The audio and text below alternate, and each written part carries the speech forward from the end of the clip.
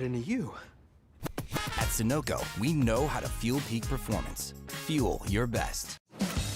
Fuller, Yeah, needed F-150 for Smith build. got it. Yesterday. I know. Don't forget my BMW. Gotcha. Check this out. All the major online automotive sites in one place. BMW, done. F-150, done. How's he do it? I can search nationwide, even those classified sites. Auto Tempest, all the cars, one search. That's how I do it.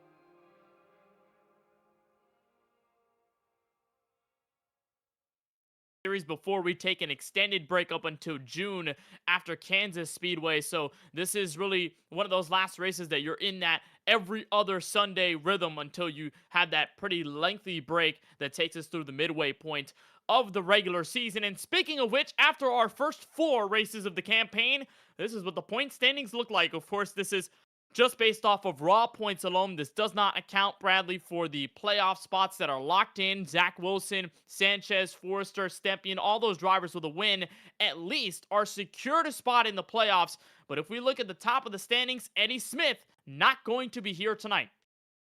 Yeah, he's at the actual Talladega Superspeedway, if I remember correctly. So he's going to get to watch, got to witness the Cup Series race here today. And Eddie takes over the lead just after last week. He's put together a bunch of solid finishes. But we do have drop weeks here in the season. I believe this is going to probably be the week that he has to use that. And, last place points, I believe we're having 37 cars out here tonight. So it's going to take a little dip. Speaking of dip, you have that race winner at Daytona. He's outside this top 20 in points, but he is labeled with a win, and that's Steve Stempien. So the 88 machine, who's debuting a new paint scheme here tonight, he'll be locked into the playoffs. However, he's fallen out of this top 20, and so looking to recover here today. Needs to stay at least within the top 30 to have a shot at having a spot in those playoffs later on this season. We'll talk about the new colors that Stempien is adorning on his Chevrolet tonight. Let's talk, though, about that Talladega Superspeedway that the drivers will face tonight. It is a staggering 2.66 mile superspeedway located in Lincoln, Alabama. Bradley, if you think Daytona is in any form similar to Dega, then you'd be wrong. Of course, it is the largest tracks on the schedule, but Dega is its own beast with 33 degrees of bankings in the corner and a start-finish line that goes after the tri-oval, not in the middle. Yeah, very wide track as well. There's, 3 wide at Daytona is kind of a gamble, but you come here, you can almost go 4 wide. Very high banking. Cars kind of self-clean on the wrecks, so you have to be careful when you're going into a corner that you don't get caught up in something where a driver is losing speed and just coasting down the racetrack, regardless if he has control or not. These cars tend to gravitate towards the bottom when they're slow. There's a lot of different things that happen at Talladega that you won't see anywhere else, and it's mainly those photo finishes coming off that tri-oval, because that start-finish line is an additional 1,600 feet past where Daytona would be.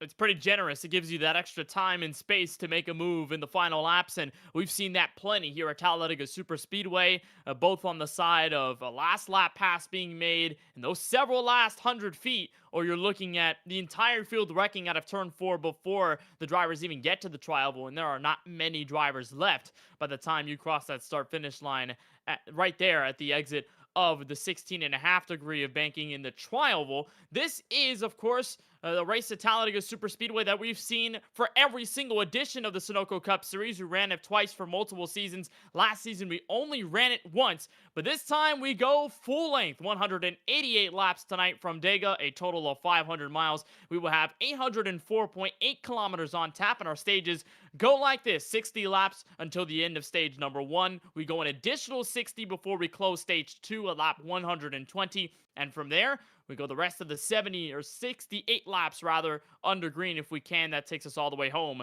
at lap 188. 6 tire sets available. We do have 3 green-white checkered attempts if we need to extend this race past its normal distance, which, Bradley, I'd imagine we might be in the books for another overextended finish. The last 4 superspeedway races have ended in overtime.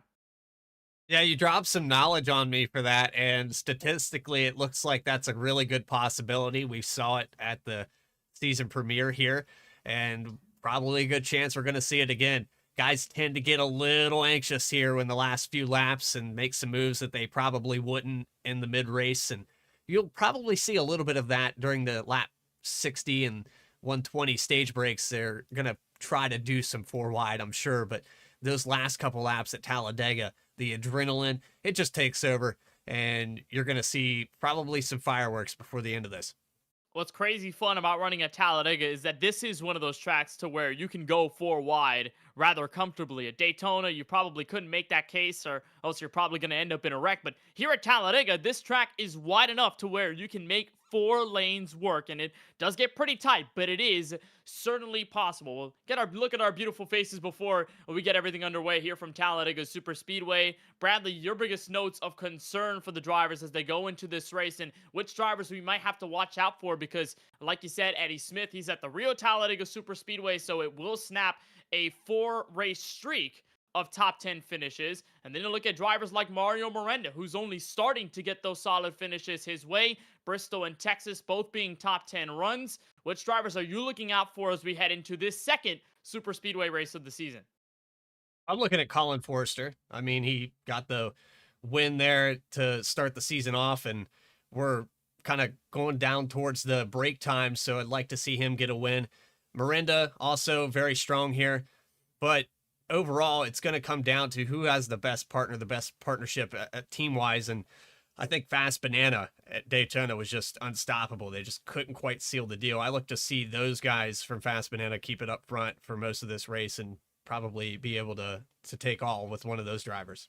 Specifically the tandem between Austin Reedy and Colin Forster. Forster in his first ever race here at Talladega Super Speedway last season, he finished 28th, but he led 28 laps on the way to the midway portion of the race. We know Austin Reedy is very cohesive with others at the Super Speedways. He knows how to work well with the drivers around him and his friends. We know that Fast Banana, as an entire group, have been pretty much the strongest team overall. So we certainly wouldn't be surprised to see Forster nor Austin Reedy be at the back. We would be surprised if they were at the back.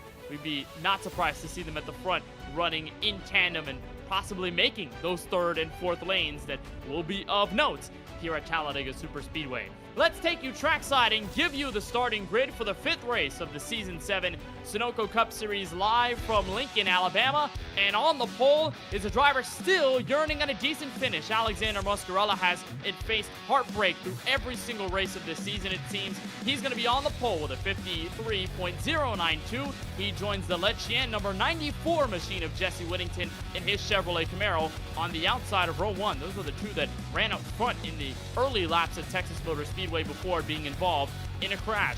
Isaac Mock in the Mock Media number 47 machine will line his car up inside the top 3, with Stephen Harlow for TOW Racing getting a 4th place outing 2 weeks ago at Texas Motor Speedway, looking to replicate that, but maybe being 3 spots better by the time we get to the checkered flag.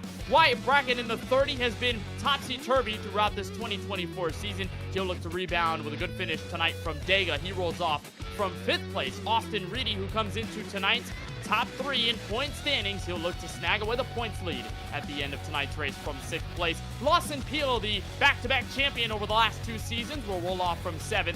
Justin Erb for TOW Racing in his Chevrolet Camaro will be 8th, followed by Austin Shoemaker inside row number 5, and Zach Wilson, the winner from Texas 2 weeks ago, Bradley, to round out the top 10.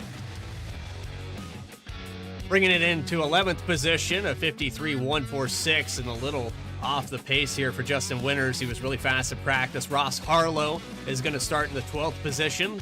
You know, that guy is hungry for a win. 13th spot's going to go to Colin Forster. Let's see if Fast Banana can turn this season around. Joe Sanchez, who had a great race at Texas, is going to start in 14th. 15th position will be Steve Stempien.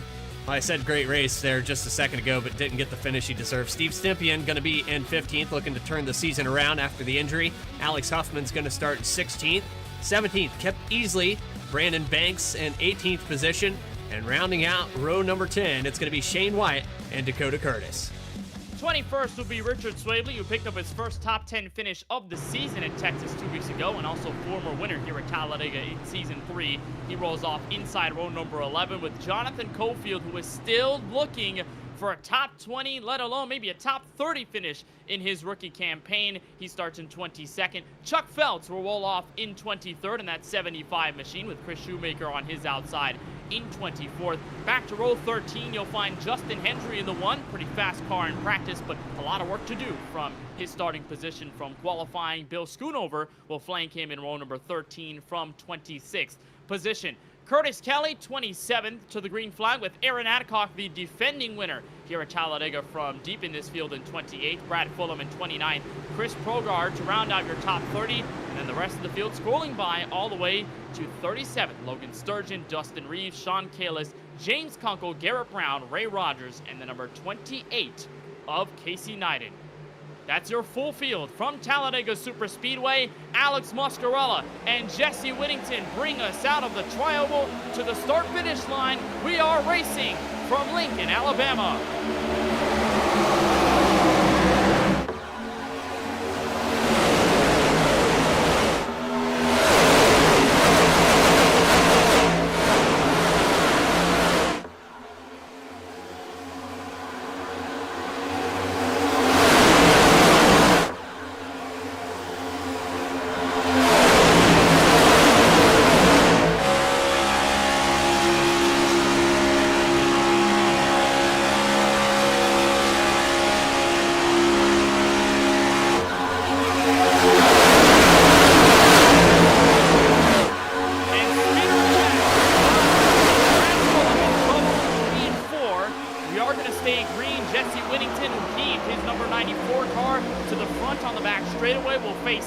Side action to the start-finish line. Alex Muscarella takes over the lead. Back to turn one, and more contact to the mid-portion of the field. A bit of contact, and that was Richard Swavely. Kept easily to go underneath the apron. Two quick scares before we complete lap one, Bradley, and we are still under green.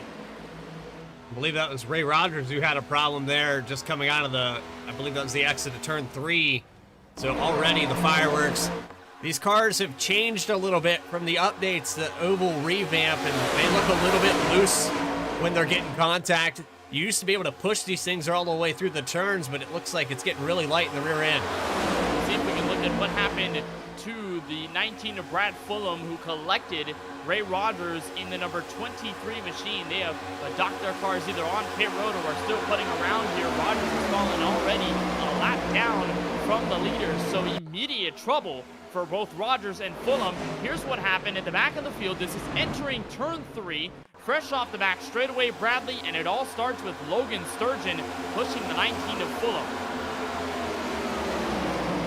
I don't know if it's a push gone wrong exactly. Yeah, right there, it just looked like a push gone wrong into the entrance, and the 23 innocent bystander gets a piece of it. He's got the heaviest damage, and 2 cars already on lap number 2. Probably going to be out of the contention for this race. And you were looking at Dustin Reeves earlier on, a single shot of his number 6 Ford Mustang. His car has already fallen off from the draft, and there's already 3 distinct packs, mostly single file, apart from the time loop you're seeing here. Look at the move swinging high is Austin Reedy, the push from Justin Erb, and the second place driver in point standings to the lead on lap 4. That was a heck of a move there to take it to the outside, and that's one benefit here of this new Cup car is you get such a big run when you're running right behind somebody. You can carry that past the car. However, once they fall out behind you, as you see the 20 of Herb move up to the outside, you fall like a rock. This car is so reliant on draft. It's unreal. The driver who led 14 laps last time we visited this Talladega Superspeedway in April of 2023. He's going to have to follow in the draft now of Isaac Mock in his 47 machine, who moves up high, making it a total of 5 cars to be the patrons on that very outside lane. Look on board there from the 47 of Isaac Mock, looking to push his Toyota Camry to the front. So far, though, Jesse Whittington and Stephen Harlow making this effort on the inside. It seems to be almost all Chevrolet power down low.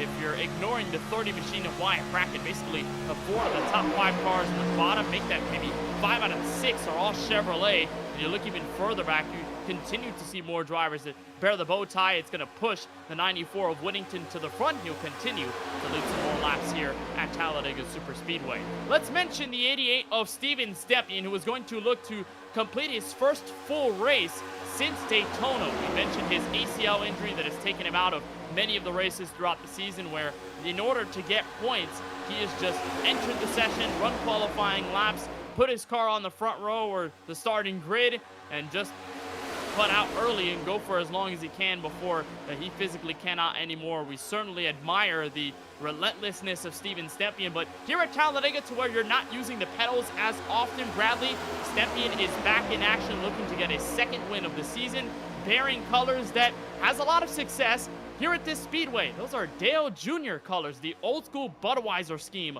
on his Chevrolet tonight. Yeah, and working the pedals, we talked about the podcast. He mentioned it there as well.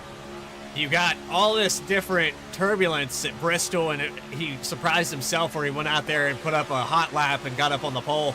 But here today, it's just a matter of hold that pedal down and lift when you need to. You see in front there, that's Lawson Peel in the 12. All he has to do is just work his ankle a little bit. He's using his left foot. I think he's using a clutch pedal. I don't know if he changed him around or not, but he's definitely in his wheelhouse right now. Getting the win at Daytona, has a really good shot at getting another one here. Mentioned that front row start that came courtesy of Bristol Motor Speedway. Him and Jonathan Cofield lining up first and second at the drop of the green flag. Stepien ran a good amount of laps before taking it down pit road, and he was just considered out, just disconnected from the session, and decided to take away the points that come with a pretty far down running order finish. There's a look at the second group of cars. This is led by the 22 of Justin Winters, teammates with the 10 of Alex Huffman as a part of the newly formed Allen's Legacy Racing with the Ford Mustangs. This is the single file train of cars that contains Justin Hendry, Dakota Curtis, Chris Progar, Shane Wyatt, Brandon Banks, and the list continues, including our defending winner here at Talladega, Aaron Adcock. They are, though, starting to slowly catch up to those drivers in the first pack, so I wouldn't say there's that much concern for these guys who are just running normal laps single file, but we do have a change at the front of the field. Talk about Colin Forster, Bradley, one of the drivers you wanted to watch out for. We got to look at him now. He's got Austin Reedy behind him. The Fast Banana Camrys surge to the front. That's all part of the plan, is it not? These guys were able to orchestrate this to a T at Daytona for the vast majority of the race. They just weren't able to do it at the very end. And learning from your mistakes, that's what every race is. If you don't win, you go back to the drawing board. You learn about what could I have done differently in that situation. Right now, 36 or the 96 and the 31 find their way to the front, as always. Pushed that storyline 2 weeks ago at Texas Motor Speedway that Forster could have taken away the outright points lead from Eddie Smith, and then got involved in that early incident on the back straightaway. It was our biggest crash at Texas Motor Speedway of the night. Forster was directly involved and was just behind the 8-ball following that accident. It really took him so long to get the damage fixed, and by the time he did, he was just hanging around multiple laps down with no real shot at getting back on the lead lap. But here tonight at Talladega, fresh start, and as he goes into this race, not that many points behind Eddie Smith, just a total of 20. He can regain all those points through the stages and be able to surge ahead along with his teammate Austin Reedy to create a Fast Banana 1-2 in the standings. And Bradley, we're looking at a driver in Forster who has been reliable when it comes down to stage finishes. Other than Texas, he had finished in the top 10 for about every single stage finish we've had thus far in the campaign. So Forster's one of those guys you always have to look out for. I guess he has to look for the inside lane now because Steven Steppe has a big run. Wiggle off the push from Ross Harlow, but we're going to be door-to-door for the top spot. 88 did a heck of a save there. His arms definitely still work well as he was able to pull it off the apron. And you were talking about Forster. The one thing I'll take away from what we had at Texas and that big wreck on the backstretch, and they even mentioned it post-race, the visibility at the start of that race was so low. Down the back straightaway, that wreck starts up at the front of the pack, and guys that are 20, 30 cars deep, they couldn't see. It was bad enough without tire smoke. And so as that happened, there was nowhere to go. You couldn't figure it out because the visibility was maybe half a car length in front of you, and then it was just dust. So here today at Talladega, not the case. The humidity very low, very clear, and favorable conditions for a great race. 31 up on the outside, 88 starting to fall back a little bit. It was a straight up sunset haze at Texas. I think everyone was thrown off by the amount of fog and haze on the circuit. We were like, how are we going to be able to see everyone on the racetrack? And as soon as the night fell, that's when the visibility went up and you could see more of what was going on around the speedway. Beautiful look on board from the Budweiser Chevrolet of Stepien with the Dale Jr. colors that we mentioned just a little bit earlier. And up in the front, top three run behind the pair of Fast Banana Toyota Camrys is that 47 of Isaac Mock, part of the race team camp alongside Mario Miranda and a couple of others that includes James Kunkel and Casey Knighton. Mock, the best running race team car so far. was also a driver who finished top 3 last time we were here at the Talladega Superspeedway when he finished behind Logan Sturgeon and the Big Fish Motorsports counterpart of Aaron Adcock, who took the checkered flag. And I remember, Bradley, when we talked to him in the booth after his 3rd place finish in that Dega race, and he told us that I had no idea how this even happened. It sort of was like a blur. He told us he really didn't know how he was in that position to be in the top 3, let alone with a shot at winning. And I guess it's a proper testament to what it's like to race here at a super speedway with these next-gen cars. You don't know what's going to happen. You can end up in a finish to where you probably never expected to be. Oh, absolutely. Every single time. You come out here and just keep your car intact, and you could find yourself in the top 3 at the last lap. And watching these 2 different grooves, the 88 starting to surge ahead, that's going to come and go. And that's the best part about this race is you can come and go kind of at will if you're smart, meticulous, and methodical. There's just a bunch of aspects that are completely different than mile-and-a-half racing. If your craft at a super speedway is entirely different than anywhere else. You're right, and a lot of that comes down to working with teammates. A lot of times at other tracks, you'll probably be in the communications channels with your teammates and talk about strategy, but you can't really work together hand in hand the same way you would at a super speedway. A look on board with Justin Erb, who at the moment is one of the TOW Racing Chevrolet Camaros that finds himself in the top 10 without many of his teammates around him, but the cars in front, part of the dropping the hammer Chevrolet tandem with the number 88 of Steven Stepp being the 3 car ahead of Ross Harlow. And we already mentioned the tandem nose to tail with Fast Banana leading this race, and Colin Forrester and Austin Reedy. So more often than not, you have to turn to those teammates. Seems as though right now they're working in pairs. Not more than that, not less. I'm going to go back deeper because we have that second tandem that was originally split off with the 22. They've kind of caught back up to this front. Now our second group is led by Richard Swavely back here in 25th position. They are 14, almost 15 seconds back from the rest of this field right now, and they are losing time. This group has stayed single file, and they're still not making up that ground. And 15 laps in, you know you have the stage break to get you back up there, but you got to be frustrated that you're not going to have a chance to get stage points without a caution. Yeah, you're right, and it will make matters even worse is that, remember the second pack we brought up that was led by Justin Winters, they have caught up to the main pack, and they're going side by side with everyone, so it is conglomerated everyone who was in that second group sort of out of the loop at the moment. They're all in the midst of things, so it just leaves Richard Swavely and the rest of the company behind to be in a more treacherous spot, which will play a factor, Bradley, when we get into green flag pit stops. Should we not have a yellow flag thrown in the first stage, we will have at least one pit stop before these drivers can make it to the end on fuel, to the lap 60 stage break. So if you're these guys single file, it may be difficult, nearly impossible to get into pit road. You have to go in at the same lap and then exit at the same time, with everybody not making a mistake and coming out hoping that you could catch up to everyone in front. Like I said, that big gap doesn't help. Well, and another thing I'm witnessing here, there's a lot of guys that are struggling in the points. You look at Jonathan Cofield, who's, I mean, he's not had a good finish at all yet this season. He's had good starts. He's been in the top 10. He started at Bristol outside the front row, but just getting a finish may be part of the strategy here for these guys. But I know that that car having problems there at the start of the race, and I believe it was the 23 of Ray Rogers. I think that's the main problem that we had. These guys probably didn't want to lag back this far because it puts them out of reach for a possibility of stage points. And I see Garrett Brown, who had, you know, tons of speed at Texas, move through the field. How many times did he carve his way through there to get into the top 10?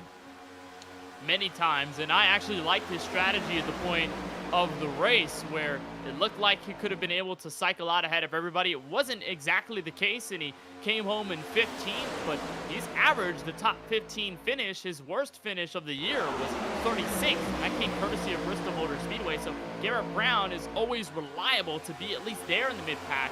Right now, 28th, and obviously nothing he could do to differentiate himself in speed. He just has to carry on with the rest of these guys in this single file pack and hope that it could make sense later on in the race. And speaking of the 23 of Ray Rogers, there he is rejoining the racetrack 16 laps down. He is only the second car to be a lap down or more. He joins Brad Fulham, who just went to lap down and is running in 36th place. That's the biggest storyline to tell you about those two drivers who basically snipped this field in thirds and has separated a bunch of drivers, including that tertiary pack that you're looking at that has built up more rapport, but certainly has fallen off in terms of pace. Swing up front, Drinkin' Bros Racing, now in control here at Talladega. Joe Sanchez and Lawson Peel. You mentioned the tandems of drivers working in teams. Well, this is another tandem, 1 and 2. Sanchez and Peel moving to the first and second spots and pulling away easily above that outside group. Yeah, we missed the whole shebang. I didn't even see the 55 or the 12 the last time we were looking at this front row. It was the 88 and the 31. So these guys must have just sliced and diced in a short amount of time. They've got the inside line working really well right now, and the 31 of Forrester has fallen back to 7th. Just appears that comes because there are way more drivers on the inside lane, and that becomes an idea of conversation, Bradley, to which line is better. And it's sort of surprising that the outside really isn't as dominant as we probably expected it to be 20 laps in. Most of the time at these super speedways, whoever's on the top will have the best momentum out of the corners and throughout the speedway, but it's all a game of numbers. And I can imagine as an individual driver, especially if you don't have any teammates around you, it can become difficult. What do you do at that moment to either build strength, build numbers, and in turn build the trust on either of the lines? Well, right now you're kind of playing devil's advocate. You want to see what the car is capable of. The first stage of the race, you're going to fall back or maybe make some moves just to see what it's capable of. However, that outside line starts to gain cars and kind of breaks up the run. They're going to pick up 2 people. Sanchez moves up to the outside up in front. I think they're playing both lines, and if you're up front right now, that's something else that you have to try is how can I break the momentum of Forrester and maybe go back down in front of Stempien. You'll see the experimentation with these cars and what they're capable of all race long. That's a good point. The fact that especially we've seen drivers move in twos where they can have one driver up top, one driver down low in order to set the rhythm of this race, but using momentum to their advantage at the moment. Sanchez and Peel up front. Colin Forrester, Austin Reedy sliding into 3rd and 4th, and then the battle for 5th is on. Austin Reedy, Steven Stempien going for that spot with Ross Harlow in the midst. And watch this, 3 wide, very outside. James Kunkel looking to make it happen all by himself in his race team Toyota. He's got his teammate 2 cars ahead of him, which is the 47 of Isaac Mock. Switch over down low by Harlow. There go the teammates together. They're looking to try to maybe develop a second or third line. Little block there by Reedy. He's going to cut that off, but those 2 get connected. We might see another repeat with what Peel and Sanchez did up to the front. I don't know, man. Just based off of how they're running right now, I think anybody in this top 10 is capable of taking it over in 1 lap. As a look the onboard from the money line number 45 of James Kunkel. This is a 2311 racing scheme that we see often in the NASCAR Cup Series, but just wearing them this time around in the Sunoco Cup Series race. Heavy blinking there with the 88. Yeah, from Stempien. I know it's not the place you want that to happen in front of the entire bottom line. Looks like it's cleared up now, but definitely a little issue there. Oh, and there's another issue from the 3 of Harlow getting a bad push. The connectivity issues that you can have actually create a lack of air. And so when the car disappears in front of you, you're not actually getting any draft, and they reappear in front of you. It's like hitting a brick wall. Their car's not going anywhere, and that allowed the 45 and the 47 to drop down to the bottom. Could prompt a similar situation that Alex Muscarella was in the heart in at Daytona. Remember that? Yeah. Late stage of the race where he was blinking in and out so many times down the back straightaway that nobody knew where he was going to respawn on the racing surface. All of a sudden, he merges inside of another car. He's turned around sideways, and that brings us a pretty pivotal caution at that moment in time. There's a look at Muscarella. You don't want to give him any bad luck because he's had plenty of that in the 2024 season. He's going to look to the inside and carry the draft from behind on behalf of the 47 and the 45 to make something happen down low. And I think in turn of Stempien's checkup, Bradley, we have had the top group dissipate quite a bit. Separation is starting to take top notice, and Wyatt Brackett, who is 5th in this line of cars at the very top. They're going to get joined up by everyone behind, but it just created so much separation and took everybody off their rhythm. Not just separation from the cars in the line, but they're also running really wide out through that tri-oval. And that's probably taken away from the side draft. You see Muscarella now surging ahead. If you want to keep that inside line in check, you got to run a little bit closer. I know it's early in this race, but you can't give him a whole lane through that tri-oval, and Sanchez has got to be aware of that and maybe drop down. I think they're more worried about the 31 of Forrester getting a run with Reedy right now. And in some cases, just one. This is similar to college basketball. Sim racing is at super speedways a game of runs. You have to pretty much pick when you're going to go and who you're going to go with. As a driver, Bradley, what is the biggest difficulty in gauging those runs and how you place your car in the middle of all that? Because we know that one wrong block could send you around and create a huge amount of carnage with a bunch of other drivers involved. How do you find the right place and the right time to use the runs to your advantage and either carve your way or move up to the front of this field? It's that sixth sense that drivers have where you're almost not even paying attention to your spotter. You just have this awareness around you, and you can look in that mirror and see that guy's got to run. This guy's still to my outside. I can manipulate the air if I go here, if I go there. It's difficult if you're not experienced with it, and these guys up here in the top 5 are definitely no strangers to how this car handles and what it does under certain circumstances. You can see the pinch down through the entries and exits of these steeply banked corners. The 55 definitely knows what he's doing because they stalled out the inside who was coming with a surge. Big head of steam for Muscarella just a couple laps ago. Game of side draft that they're using to their benefit. Talked about teams working in 2s. Well, it looks like one team is working in 3s. Fast Banana has found their tertiary car in the form of Wyatt Brackett, that dark red and black Toyota Camry right behind the 96 of Austin Reedy. There he is, the second Budweiser car in this field, believe it or not, with Steven Stampian right behind him. I think that should be a screenshot by the time we're done here at the Speedway tonight. But looks like these cars in 3s might be able to work this thing out. But Alexander Muscarella is going to make the run out of 4 happen via the push from Isaac Mock. He'll look for the race lead here on lap number 27 across the line for 28.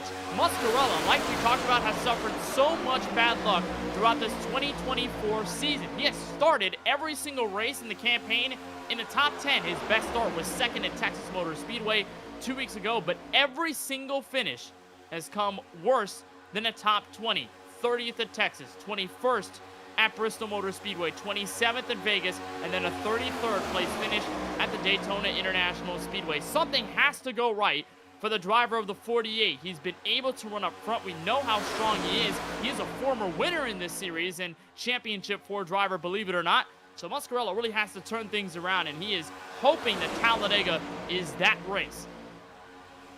I don't know who's had worse luck, the 58 or the 48, because we've had 2 drivers that definitely have the speed and have the talent to be up here and win these races. And you look back at Daytona is really where it all started, that connectivity issue way beyond his control that took him out. And then it's just kind of dominoed from there. And the 48 car has to have that finish to turn this around. A win would just be a blessing in disguise. I know that the momentum, the mentality of a driver when they don't get the finish that they felt like they deserved, it just kind of leads into that slump, and it's hard to dig yourself out of it. And then you end up in that mental situation to where, am I willing to risk it all for a race win to secure my spot in the playoffs, or am I going to be a little more tactful in my approach and just log off decent finish after decent finish and then hope that that momentum alone is enough to carry you to Daytona, race 13 of the regular season, and give you a top spot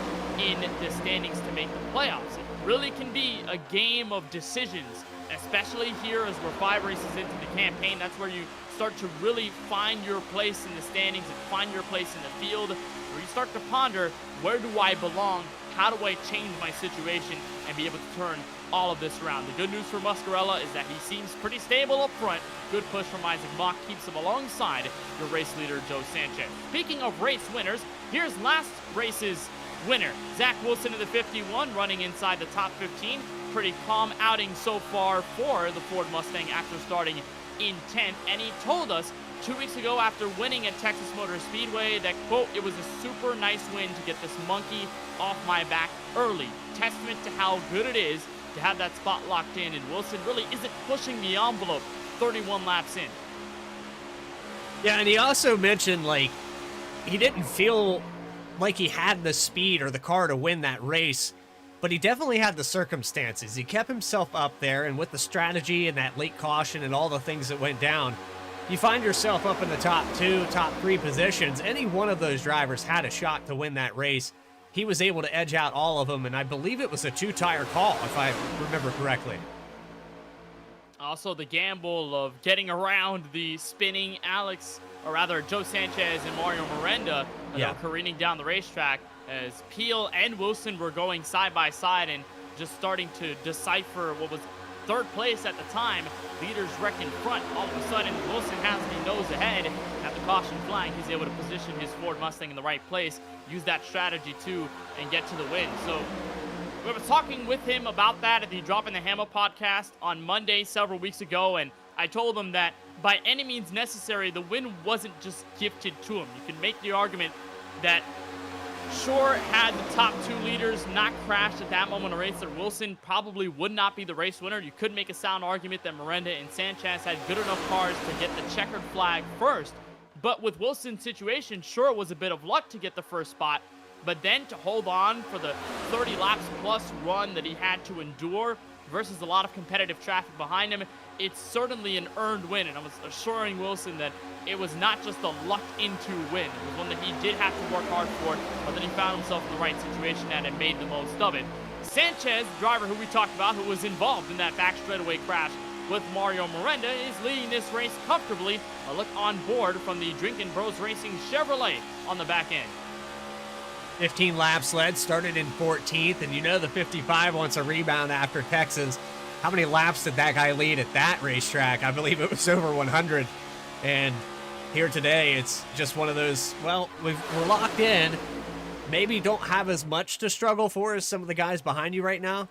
However, it would be nice to get another one because those bonus points, when we reset, they're oh so important on position. Really precious. And also, too, if you just want to piggyback off of the momentum from a win, just get another one. Keep running up front. Yeah. And to which, Bradley, we have different ideas of running races after you win in this playoff format. A lot of guys we've seen get a race win and then just hang back. They don't do anything special for the rest of the season because their mindset is straight up focused on the playoff run to the championship. Then you have guys, like we're seeing with Joe Sanchez now, who already has a win, already knows his security in the playoffs this season, but is just running up front for the sake of it. Why not continue to push forward? If I already have a win, that doesn't mean I can't get more and rack them up throughout the season, to where you were talking about how playoff points matter so much. And playoff points will matter here midway through the stage because pit stops will decipher the running order. Alex Muscarella brings in a heap of cars to pit road for the first time tonight. Back to what you were originally mentioning, the different mentalities. If you have a win already and you start to lag back, you kind of lose that edge. I want a guy that's just a razor blade ready to go into the playoffs. And if you sit back and relax yourself, you might not be prepared. Justin Erb actually missing his pit stall here. I think he's having a problem here for sure. He missed it by about 3 spots, and he's going to have to back up. After to lose him a ton of time, and the 48 of Alex Muscarella also overshot his pit box on the brakes, so he loses time. He will surely not be at the front of the pack when they rejoin. Now the leaders are coming in. Your top 2 are staying out. Colin Forrester, Austin Reedy, Wyatt Brackett, Zach Wilson, Justin Hendry among those to enter the lane. We have the mix of this second tandem of cars that are exiting pit road. That's how far behind they were. Oh, man, I'm glad that car was blinked out just enough. That was Richard Swavely, and he is not going to make it out of pit road. 32 having problems. Swavely out. Logan Sturgeon going door banging with Zach Wilson on the exit of pit road for Sturgeon. Entry of pit road for Wilson. Here's a look from the 32 of Swavely. So close there with Colin Forrester, and then right in front with Wyatt Brackett, and Austin Reedy sends him close to the inside. pit wall, he's able to keep it collected, and I'm not sure if it's going to deal that 32 car that much damage. Here are the top 2 leaders entering the lane. They'll be joined by Jesse Whittington, and it is so tough, Bradley, to enter pit road from about 195 miles an hour to what is the 55-mile-per-hour speed limit on pit road. And then you only have 3 cars to work with at the exit from the draft. Yeah, and it might be 60. Either way, you're coming down like 130 plus just to come into this pit stall. And you have 7, 8 other people right behind you that are doing the exact same thing. You're putting so much faith in their ability to lock that brake or lock the car up and not slide into you, because you're basically a passenger landing a 747. It's really tough. There's Sanchez and Whittington coming out of pit road. Lawson Peel beat them both at the exit of the lane. And here's a really interesting strategy. Remember the guys who are trapped in that second pack, single file, way beyond the reach of your top 25 or so? Well, here they are. Bill Schoonover, Garrett Brown, Sean Kalis, Curtis Kelly among the group of drivers who are just overcutting the strategy as much as they can just to gain track position. Bradley, this could be either really important if we get a yellow, or if the strategy just separates a bulk of the top pack and they're not able to string together. Well, I'm remembering it was over 20 seconds, the gap. You saw the mix of some of these guys that were down pit road. That's actually why Swavely got involved the way he did, because they were so far behind. They were just exiting their stalls as the leaders came in. And for every lap that this continues, they're going to be even further behind. They're at risk of going a lap down. They're probably staying out at a hope that there's a caution. I know if I'm Schoonover right now, that's really your only hope. They're surely happy to see that Austin Reedy and the rest of the group, they're about single file, but they don't have as many cars as they did when everyone came down pit road. This is the group led by Austin Reedy, about 7th on back. So should these guys come into pit road, of course, they will lose the track position based on Austin Reedy and these guys' relative location, but it could work out in their favor, the guys up front, if they can get a yellow flag. Really fun strategy for the guys at the back, and I'd assume this is a swing, Bradley, that they need to hit these guys at the front, whether a yellow comes out or not. Yeah, and watching the time right now, they are catching up. However, if the yellow does come out, Schoonover all the way back to Easley are going to be in a better position where they can come in, top off. I would suspect that even the guys that have already pit might come in and top off, because the edge that this top 6 would have on fuel for the end of the stage break, you know, carrying over, was having a little connectivity issue there for a moment, but I think it would probably put them on a whole different strategy, and then good luck trying to figure that out if you're any one of these drivers. We saw it. There they come down pit road now. Here they come. Garrett Brown on the brakes is going to beat Bill Schoonover to the commitment line. They're going to be door-to-door with Curtis Kelly and everyone right behind. Oh, the 16's Brown is going around. to get turned by Kelly on the entrance to his pit box. That's a lot of time lost for the 16. He got pushed past his stall, had to back up. This is more of a repeat of what we just saw on pit road a moment ago. Look at the contact. As Brown realized where his pit box was, he starts to swerve his Ford Mustang and heaves it down low, while Curtis Kelly was still there running pit road speed limit. A look on board from Brown, side by side with Schoonover, lets the 9 car through and then says, hey, there's my pit box there. Tries to dive in. Curtis Kelly is there to strike him on the rear bumper and sends the 16 of Brown for a spin. This is going to hurt the 16 car dearly, driver for Prestige Worldwide Racing, because Bradley, look at the distance that he carries from himself to everyone else. Lost complete touch of the pack he came down with. Yeah, and here comes the leaders right on by, so he is now trapped a lap down. You know what could be 3 or 4 seconds on pit road turns into an eternity on the racetrack. And when you're slicing tents, you're splitting hairs, you can't afford a green flag pit stop to go that way. Part of the strategy of running here at Talladega Superspeedway. You lose touch of the drivers around you, and all of a sudden, you could be a lap down behind the leaders. There they are, Austin Reedy commanding the charge with Isaac Monk behind in second. Austin Shoemaker and Chris Shoemaker, they were on a race-high third and fourth at the moment. And speaking of the struggles for Brown as a prestige worldwide racing driver, well, the opposite, straight-up success for the pair of Shoemakers running inside the top 5, and they may put another car a lap down. Curtis Kelly swinging high in the 71. As a look at Austin Shoemaker, who started this race from 9th, Chris starting back in 24th, and they are able to slice their way into the top 10. And it becomes so difficult, Bradley, especially with a race like this that has gone green all the way so far, to be able to pit in a tidy enough manner to where you avoid pit road speeding penalties, 1, but then 2, you avoid all the chaos that could fully separate a large, distinct pack of cars and just strand everybody on an island by themselves. How difficult is that as a driver to either work with teammates or try to communicate with guys around you that you're not really talking to directly and say, hey, my biggest strategy is let's stay together. Let's not separate at the end of this, and let's keep our track position. How do you go around that? Well, if your team is down and you've got good guys and you're all agreeable with maybe being on the same page, it could be pretty easy. However, when you start to get on different strategies because you have a teammate that's on the lead lap, you're a lap down, you had a bad start to this race, now it's a matter of your circumstance. You maybe are communicating with drivers that aren't on your team but are in the same situation.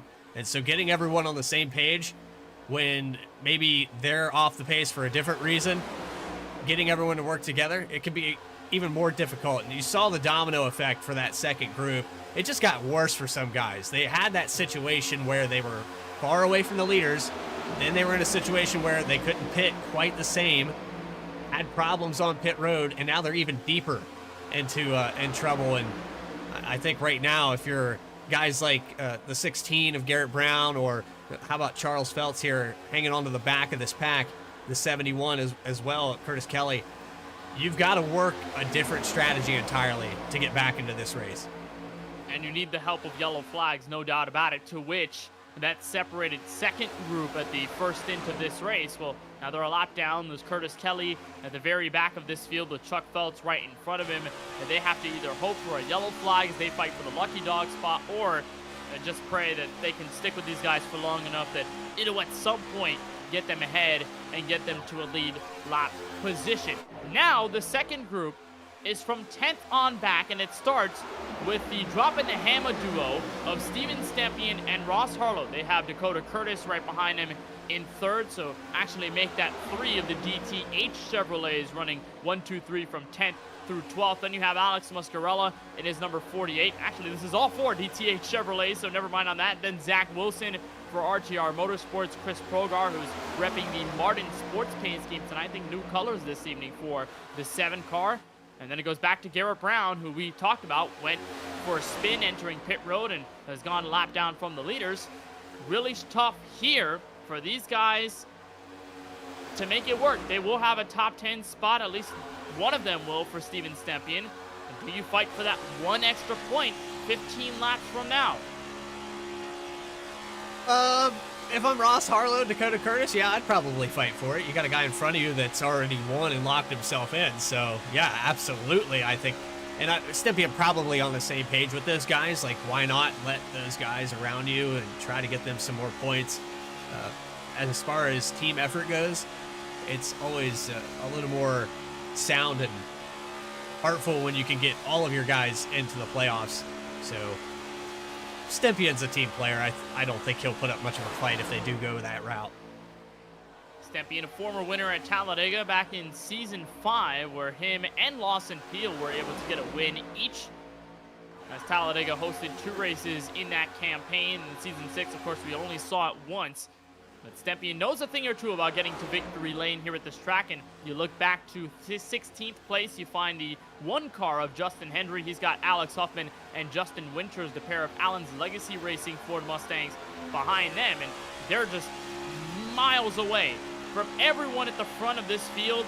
They have nothing to do at this moment but either pray for a yellow to get everybody sorted together, or just wait it out until the stage and hope that they don't get lapped in the process. We know that there are drivers that are going to be put a lap down, and You were looking at them, Bradley, a little bit earlier. A keen producer's eye.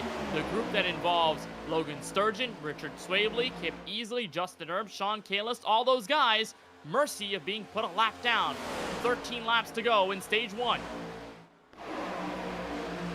Remember, the 32 had a spin there, well, had some contact, and he still got some right front damage.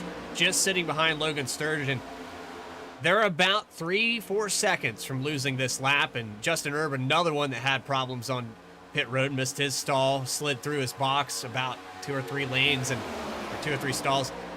Just another one of those, well, let's adapt and overcome. The situation right now you're in, you got a bunch of different guys that had different things happen to them, all working together.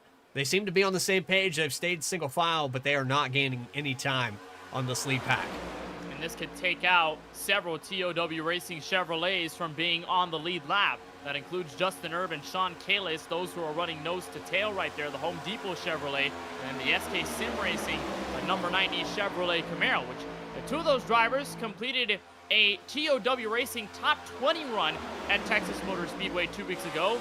Stephen Harlow, the rookie driver, coming home 4th, the best of his rookie campaign thus far. Then Justin Erb and Sean Kalis, 18th and 19th, and then joined by their final teammate, Chris Progar, who rounded out the top 20. This is going to be a sizable blow for them if they all go a lap down, because that means that under tight circumstances, they might have to fight for that last lucky dog spot.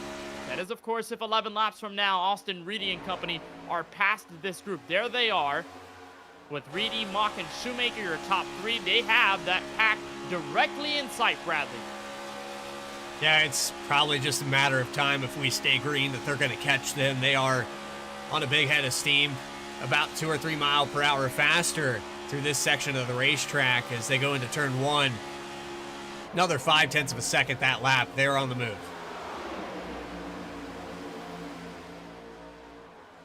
So it's Austin Reedy up at the front, 50 laps in from Dega. Isaac Mock, Austin Shoemaker, your top 3. Then Chris Shoemaker and Wyatt Brackett to close out your top 5. Here are the moves being pulled. Lawson Peel and Joe Sanchez with Jesse Whittington looking for the top spot. And a dive to the outside there, the 14 of Austin Shoemaker. He saw the run, the 3rd line, the 47 with a big block, and there's the caution. There it is right there, lap 50.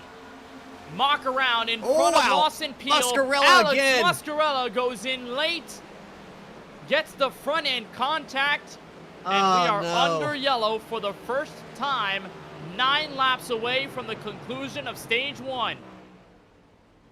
I do not want to to be be Muscarella Alex. torn up again. 5th straight race that he's involved in a caution. Poor guy, man. He wasn't even involved in that. He had nothing to do with it.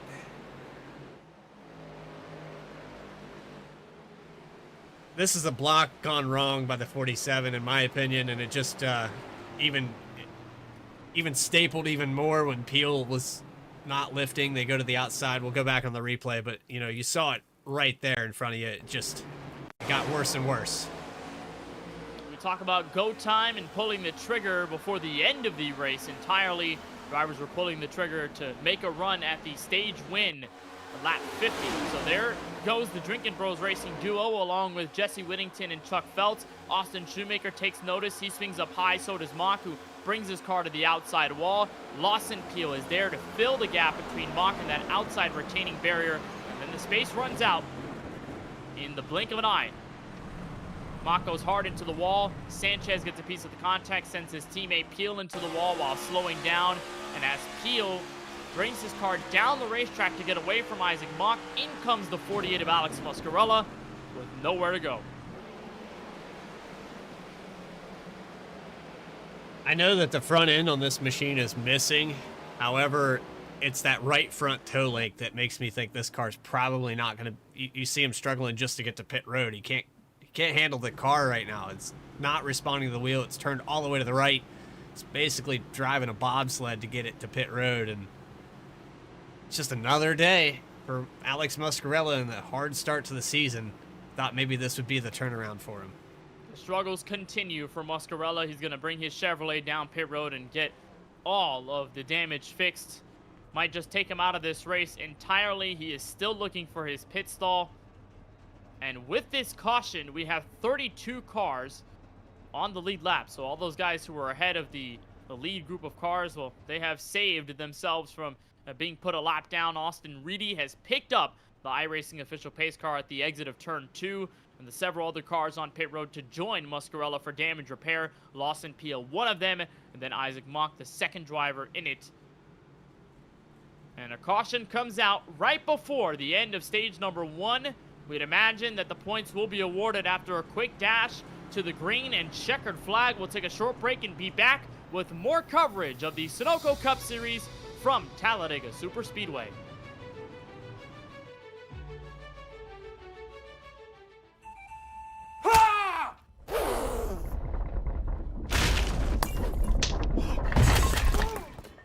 What got into you?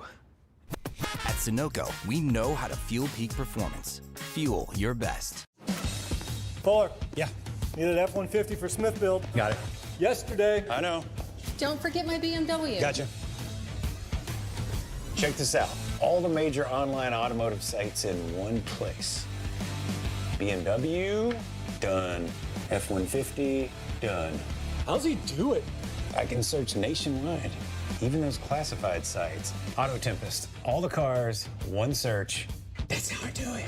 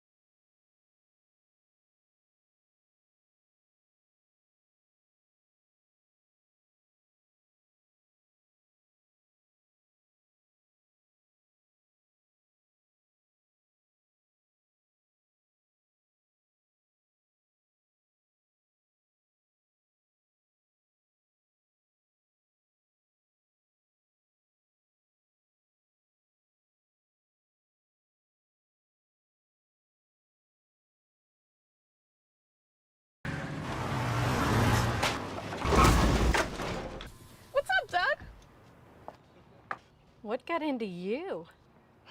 At Sunoco, we know how to fuel peak performance. Fuel your best. 53 laps complete from the virtual Talladega Superspeedway. Sunoco Cup Series action on VSPEED is brought to you by Sunoco, fueling victories from track to tank. By Max Pappas Innovations, setting the standard in steering wheels and other racing innovations. And by SKSimRacing.com. Drive what champions drive. First caution of the race, 50 laps in. We have spent a couple of these laps under yellow flag racing. Welcome back to our coverage on VSPEED, where alongside Bradley Cooper, I'm Kenneth Bueno. Our most recent accident involving Isaac Mock, Lawson Peel, and Alex Muscarella. Both of those have rejoined the pack, looking to continue this race, while Austin Reedy and Chris Shoemaker will do battle on row number 1, 7 laps away from the conclusion of stage 1 here in Lincoln, Alabama. Pace car is down the run up to the Geico restart zone, an agonizingly long wait until you get to the start-finish line. Austin Reedy will have the push from his teammate in Wyatt Brackett. The Shoemakers working together on the inside in the first 2 rows. Green flag in the air. We are racing with 7 to go in stage 1. Already you're seeing these guys push the envelope. What these cars have been doing all race long, where they group back up, guys that were hungry, that were in the top 10, trying to get back up there. You see already James Kunkel, who was up in there, 45, making some moves to the outside. Here they come with the 27. Shane Wyatt going to give him a push, 3 lanes wide at about 10th place. Chris Progar going to get sent through the sucker hole, and James Kunkel is going to give it all that he's got with help on the outside lane. Stempy swings up. Sanchez charges for the middle. We are 3 wide for second, third, and now the top spot with 6 laps to go in the stage. Stepien saw that run and moved up to the outside. A wise move. The 27 undecisive of where he wants to be. And look at the Shoemakers working all 3 lines. They go up to the outside. Reedy has lost his momentum. He's falling out. 31 of Colin Forrester is going to have the help from the 94. Whittington's going to give a little shove. These guys really spread out down the backstretch. That middle lane has evaporated at the middle lane. Reedy and Forrester are really the only ones to work together. Bracken has fallen contact out. They're going to move through the middle, 3 wide. Kunkel swings down low. We are 3 abreast for multiple rows here at Dega. The Shoemakers working together up top. Forrester with his teammate in the middle, and Jesse Whittington for the first time tonight at the point. 5 to go in the first stage. He needs to commit to that middle line. Forrester was not going to hit him square. The 4 of Chris Shoemaker, who just had a connectivity issue. Little blink there. Now Stepien is clear. He could drop down if he really wanted to, and he's not going to do it. He's going to stay up there with the 27. Got to be really careful if you're the pair of Shoemakers, because you're so far out front, you can get a big run from behind, and it could set you all out of whack. The Shoemakers lose touch with everyone else. 4 wide. Stepien and Forrester charge through on either lane. Kunkel looking to make it 4 wide. He does at the entrance of turn 3. They're going to try to make it work. Oh, there Kunkel it all is. by himself. Contact. Around goes Adcock. Down into the pack in 3 and 4, sending the Shoemakers for a ride. Lawson Peel involved for the 2nd straight caution. And with 4 to go in stage 1, the pop boils over. I mean, it was boiling pretty good coming down the backstretch. You saw the run and it was, I believe, Chris Shoemaker had moved out of line. That created kind of that whole situation, because then Austin had nowhere to go. Colin Forrester took advantage of it, and then we just split it all up into the entry of 3.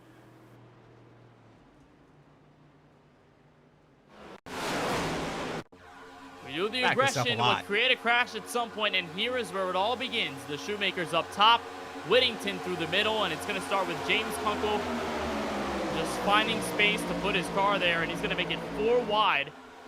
So this is about the lap before. The Shoemakers pull ahead. They go to the middle to block the run by Whittington. Then Whittington gets pushed away by Forrester, who goes for the charge on the back stretch. He goes underneath with his teammate Austin Reedy. In comes Stepien with help from Shane White, and there goes James Kunkel. He's going to put his money line Camry right in the middle of Whittington and Shoemaker and Bradley. That's where the door-to-door contact begins and the crash starts. Yeah, Whittington came up a little bit off the apron and got into the door on the outside. The 17 of Aaron Adcock, just an innocent bystander. It looks like Justin Erb a part of that as well. Let's go back a little bit here and figure out what happened to the 20 car. Oh, look from Erb. Oh, boy, that gets close. Yeah, he got a piece of it. I think right here, Oh. just nowhere to go. Well, then we talked about that pre-race where once these cars come to a stop, the gravity takes over, and that bank is so steep that they're just going to keep falling down the racetrack. You almost have to go to the outside. Those guys can't lock it down. They're just sliding. Talk about Dover Motor Speedway being self-cleaning. This track at 33 degrees of banking is sort of the same in that aspect, to where you have a big crash and everyone just comes sliding down the racetrack. Leaders are on pit road. This could conclude stage 1 if race control deems it enough to not have a quick dash to the green and checkered flag. 5.5 second stop for Isaac Mock. Gets him ahead of everyone else. A really smart call to get track position. And just top off with fuel. I don't remember exactly the last stint that the 47 was in, but I think it was later than everyone else, and he's going to allow the 31 teammate just behind him there. He's in a good situation.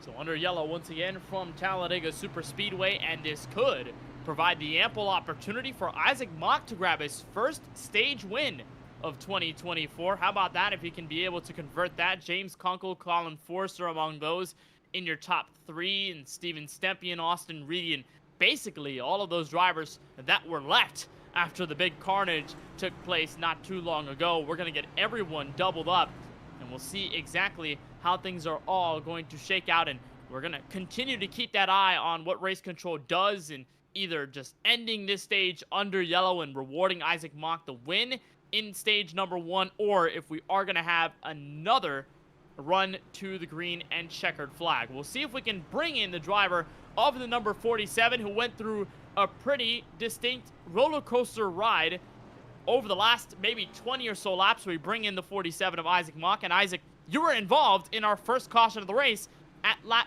50. You get turned around, you're into the outside wall, and now all of a sudden with a second yellow flag, you've got the race lead with a chance to win your first stage this season. That was stage, so we're actually going back green for the second stage. But anybody else can figure out what's going on, I'd like to know, because I've been a bit confused on the last few laps here. You know, I brought up the last race at Talladega that we had where Aaron Adcock won and you finished in third, and I remember you told us something along those lines of, I don't know how I was here. It seems as though this situation in the matter of 9 laps has given you heartbreak, but also given you a reward in the same sentence. Now from here to the second stage, how do you rebound and how do you run up front with what's been a really strong group of drivers that have been continuing the lead in the charge? Just kind of calm back down, trusting what I know how to do, trusting my teammates, James Kunkel and Casey. We missed Mario this week, but these guys are awesome, man. We're going to try to get hooked up. I'll probably just try to roll the top. Top is a dominant lane for sure. And just try to make it to the pit stops, get yourself in a good spot, and hopefully don't make any mistakes like I did there coming to that last yellow. All right, Isaac. Well, we certainly appreciate the time. You've got the stage win here at Talladega Super Speedway, and best of luck in the rest of tonight's race. Thank you. Isaac Mock in the 47 for race team, going to be leading us back to the green flag to officially kick off the second stage from Dega. So Josh Lokenvitz, our race control, is going to give us our full official top 10 running order for the stage, but Isaac Mock will get a playoff point. Surprised to see that happen in about 9 laps, Bradley, to where he was involved in a crash. It looked like he was going to be outside the top 20, and another crash gives him the race lead with the strategy that he took. Yeah, I'm still trying to sort it out in my mind. I mean, we see the 47 up front here, but what a roller coaster ride there, being part of that caution and a little bit of contact with the outside wall, trying to put that block on Lawson Peel. Now goes back to the front after taking just fuel only. Green flag's about to come back out. Let's see what he has to keep it up front here with the 45 just behind him of Jaden Kunkel. Colin Forrester on the outside with Steve Stempien. Green flag's out. We're back live at Talladega. Mock with the push from Kunkel sends him ahead. Question is, how long will it take for everyone else to catch up? Colin Forrester going to get the run behind him by Steven Stempien, Shane Wyatt, and a bunch of others on the top lane. Forrester will break even with Mock at the exit of turn 2 down the Alabama Gang super stretch. The pack is not really close together, but the 31 car pushes ahead to the race lead with Stempien right behind him. Big head of steam there for the outside, and the 47 maybe still has a little bit of damage, not entirely sure. It doesn't look like they're getting hooked up very well, and that car is not leading well enough. Forster with the lead, and we are going to correct ourselves here. We thought Isaac Mock was the winner in stage number 1, but race control has given it to Colin Forrester, so make it another stage W for the 31 Dunkin' Donuts machine, who's got a mirror full of Steven Stempien. They're going to swing to the middle lane, hope that nobody else gives them a challenge on the inside, and so far, Bradley, there isn't much to consider if you're looking for a threat down low. Only 4 cars down there with 1 driver leading the charge. It's Alex Huffman in the 10 machine. And Huffman's been pretty quiet here. He started back in 16th. We rode on board with him. Remember, he was part of that second tandem of cars that actually lost this pack. But since the reset, we had that caution with about 10 to go in the stage. He's found himself back up here in the top 3, and he's got a good surge of speed here as they go to the inside of Steve Stempien for second. They are finally grouped together, and for the first time tonight, Alex Huffman can take away the race lead. He still has a bit of work to do against that 88 and 31 double threat entering turn 1, but he's going to have the best shot to now all race long with Mock to push, Kunkel behind. It was a bit of 3-wide action through the midst of the top 10. Jonathan Cofield, the rookie driver in the 58, stuffed through the middle with Joe Sanchez and Bill Schoonover on either side of the racing surface, but Colin Forrester will hold on to the lead. Big push by Stempien keeps him ahead, and that makes it a top 3 clearance at the top of the racetrack. Huffman takes the shorter way around the racetrack to get right underneath that Budweiser Chevrolet. Keeps him honest, but at the cross of the line to lap 63, Colin Forrester should have another lap lead to his resume. So getting that stage win, you wanted to recover from some of the heartbreak you had. You got to get this points lead back. If you're the 31 car, Fast Banana, that's the way to do it right there. Steve Stempien also on that same page where the season, he has the win, but he has to maintain that top 30 in points. He's kept this 88 machine up front all day long. He's looking to capitalize, and he's with a good partner right now. It's a race that Stempien really needs if he wants to keep himself alive in the point standings, even despite that Daytona win. Alex Huffman is going to push forward on the inside again. Looks like the 2 cars behind are going to back up considerably. Isaac Mock and James Kunkel just took themselves immediately out of the fight. Alex Huffman is left stranded for a bit of drafting help. He will get it in the next several seconds, but it could give the opportunity for drivers up top to make a move down low, and look who's going to get by them in the middle. Austin Reedy solo is going to go through. He just shot out of there like a rocket ship. I know that this not the best situation for him right now, though, because it looks like that inside line is kind of left for dead. It's sinking quick, and he's still losing positions. But that momentum that he had to take it somewhere, and now getting a push from Huffman, maybe they can go back up here and get to the top 10. They're just on the edge of it. There it is now. They're getting the speed. As they look for the slingshot to the front, they will approach a lap car on the way out of turn 4. It will be the 48 of Alex Muscarella. All about what line he chooses, whether it will be the middle, bottom, underneath the apron, or the very top, and I believe he's going to choose the last option. Will go way up to the outside wall, and it's going to be on Forrester and the gang to get around through the middle lane. And this is sort of what I brought up earlier in the broadcast, Bradley. When you look at the front row, Colin Forrester leading this race, and now nosing ahead is Austin Reedy. Both of those drivers out of the Fast Banana camp. I talked about setting the rhythm by having one car from the same team, either on the inside or outside, and having them both spread apart. Now you've got full control of the tempo. Yeah, and that works to an extent, but as soon as somebody wants to step out and leave you out, I think Stempien could just drop the 31 into the sucker hole right now if he really wanted to and just take the outside. That's a move that you might want to keep in your back pocket. The 27 and the 88 worked so well together in that first stage that I wouldn't put it past him to make sure these front 2 guys don't have that situation at the end of the race. But it does work. Continues to lead in turn 1. You're right, it definitely can work.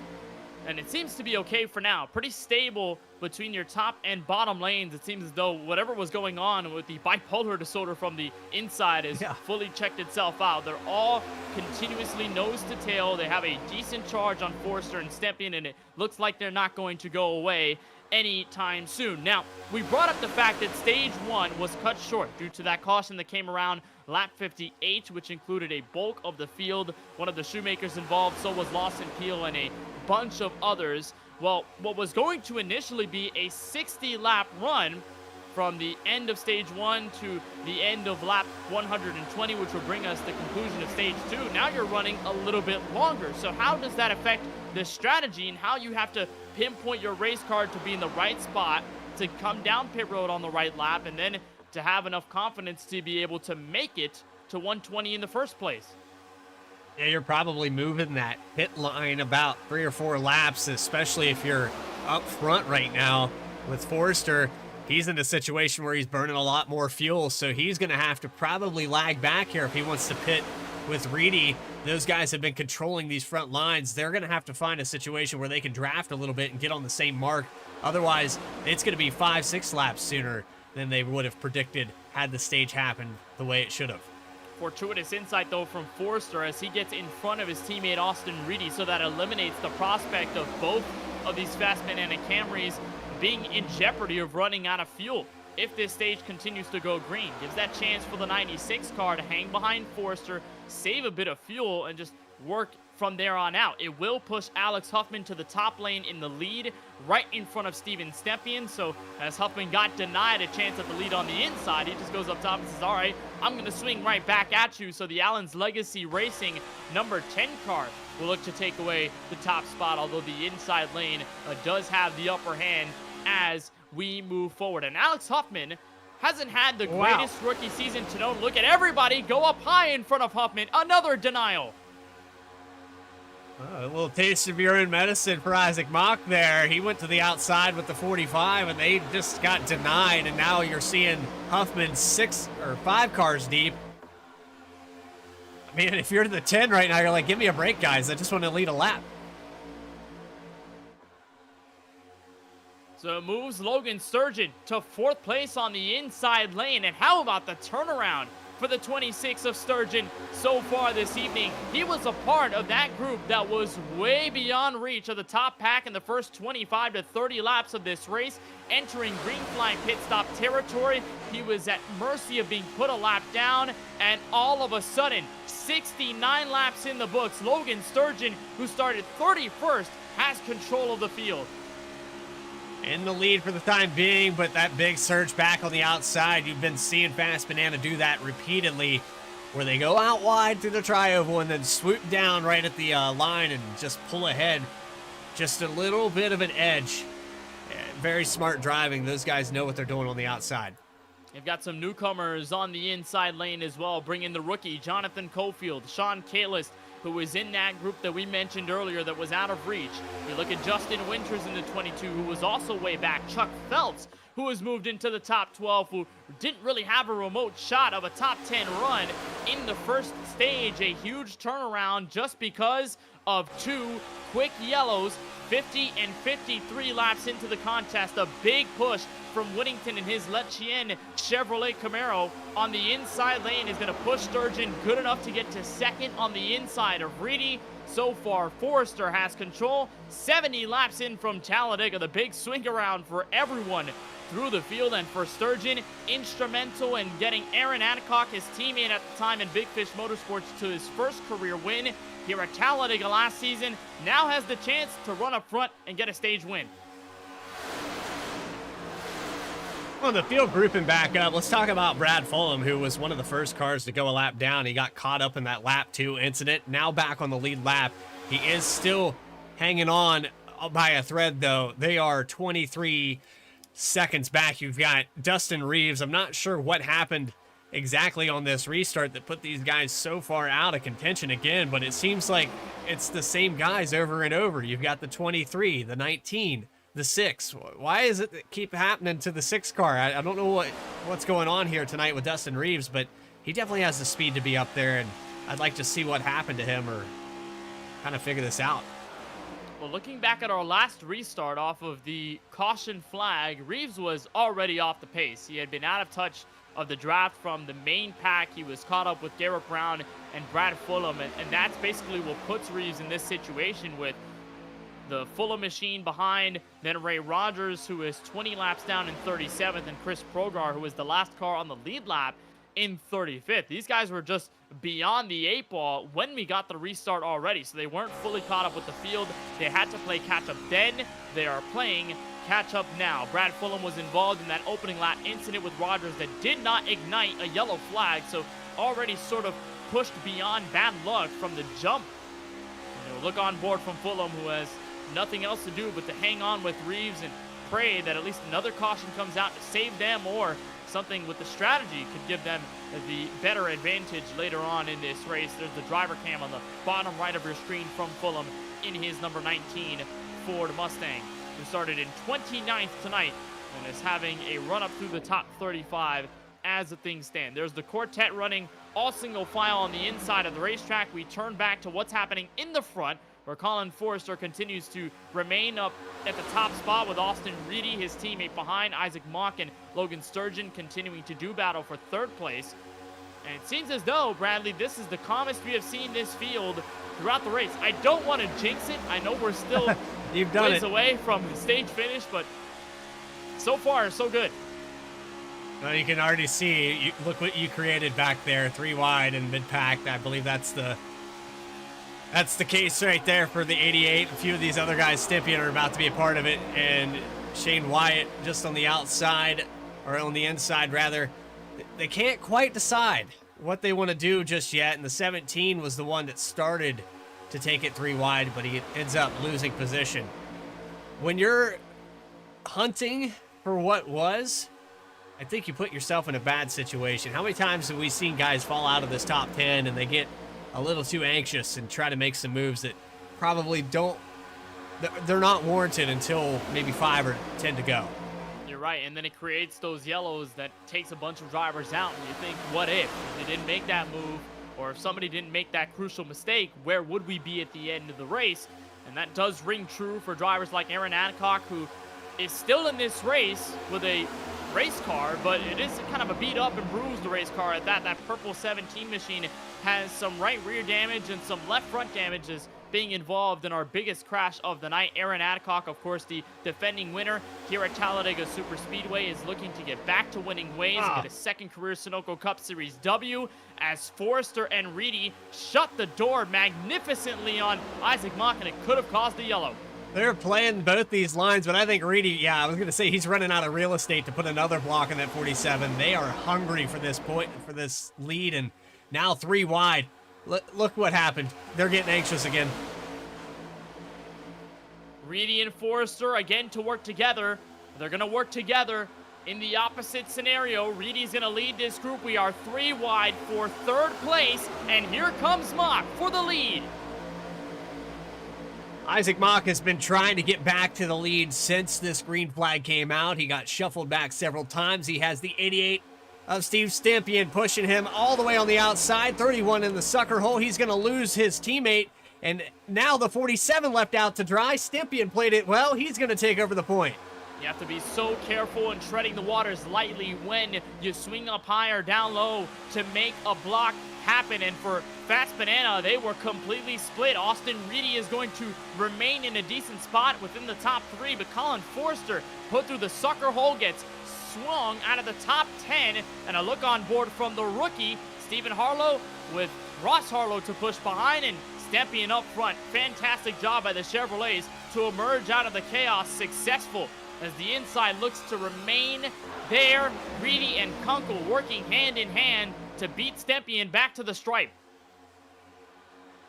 96 lost his partner. You can see the 31 just out of the frame there. He's still in the sucker hole with the guy that tried to take the lead, and the blocks, I mean, it's just irony now. It loves company when you fall back behind the guy that you put the block on originally, and now you're falling out of the top 10. It's one of those pages that you're going to go back on maybe later if you don't end up winning this race. It's a moment of defeat in the middle lane if you cannot find the momentum or the help. I think the good news for Mock, he is sideways. Big push by Forrester gets him all out of shape and got him into Jonathan Cofield, and somehow they keep it clean. Made the best decision just to go on either lane. Yep, we're going to split ways. That we were not liking each other's bumpers right now. Let's just get away from each other, and now we're not in a bad spot. They found a hole, and that congrats to both of them to do that simultaneously. The chaos is ensuing, and Austin Reedy by himself back to the front. A save almost straight out of Anthony Alfredo's save on Saturday, where he got put sideways and had to rip the car the other way just to keep it going. Mock is able to hold on to his Toyota Camry, almost faces a second crash tonight, and Jonathan Cofield wants to go around him. He's going to go up high in front of Colin Forrester and make it a 2-way fight for what's going to be one of the last spots inside the top 10. It is broken up the inside lane, and Bradley, that's what we've been seeing all night long. You see a couple large passes or blocks, all of a sudden you have the inside lane falling short, the outside having all of the advantages, and there's Cofield, a push through the middle with help from Forrester. Well, Forrester wants to get back to the front any means necessary, and if you bring a guy up here that hasn't had a good finish just yet, this could be the race for him. Looks like these guys are taking note of it, though. You see the 3 of Harlow dropping down a little bit. There they go to the bottom of the racetrack. Stympian's going to lead this time by. They leave Reedy completely out to dry. That proper motive of using Chevrolet power to get underneath, and for the first time all night long, we say Casey Knighton's name in the top 5. The race team, Toyota Camry, who started this race all the way back in 37th, dead last at the drop of the green flag, is up to a top 5 spot. And look at this, more 3-wide action through the top 10. Forrester in the middle, Curtis and Sturgeon inside and outside. I'm loving what Reedy's doing. He is by himself, and he knows it. He is just going with anyone, anywhere, at any time. Drops to the inside, goes to the middle, whatever it takes. Now Cofield says, let's go outside. Let's see what we can do now. This pack has split up so much. You're getting almost tandem racing. Oh, Reedy left the 58 out. I don't know. That might come back to backfire on him because he's got 3 guys in front of him that aren't going to work with him. We are encountering green flag pit stops. If we don't get a yellow here, these drivers have breached 24 laps on their stint with their fuel tank. So Bradley, we should expect the run to pit road happening sooner than later here at lap 81, and it could get pretty close to the end of stage number 2, which comes your way at lap 120. It might give them a little under 35 laps so they can make it on the tank of fuel, but they have to play this correctly. A look on board from Forrester, who's got a precipice right in front of him. Pretty tall task to get back up to the front and join his teammate in Austin Reedy. When they're split up by Justin Erb, and there's your last week's winner in the 51 of Zach Wilson. These guys having quiet races, but honestly, the 51, he's been up here in the top 10 for a lot of the day, and I haven't really seen him work with anyone. He's just kind of going with the flow of things. Maybe goes back to what you said earlier, Kenneth, where he's maybe relaxed because he has that win. However, he's still up here. He's kind of playing that Colin Forrester as they go into the outside, 31, 51, 96 back to the line. These are 2 drivers who have already picked up a win this season, going for broke. Right before we get to green flag pit stop territory, Reedy goes up high again. Will he have the run from Wilson behind to support the He's gonna answer? have a move. In short, will be yes. To the outside of Harlow, to the outside of Stepien. We're back underway for the battle in the race lead. It took them a little while to get reorganized, but the 96 and 31 indirectly working together again, and the 51 said, I'll play ball. Let's see if we can take it away from the 88, who's had it for the last 5 laps. 33 and the 3 probably getting a little warm down there, in the inside line falling apart again. And how about Austin Reedy staying with his heart in it from the beginning to the end of that chaotic scenario, and somehow, some way, Fats Banana is 1 and 3 to the run up to the 3rd and 4th corner here at Talladega Superspeedway. They survived all the madness and have been able to at least get remotely close again. Cross of the line this time to lap 84. Reedy points, puts his car ahead. Stepien's gonna fight back with a draft from Harlow behind him. We are still even at the cross of the stripe before turn 1.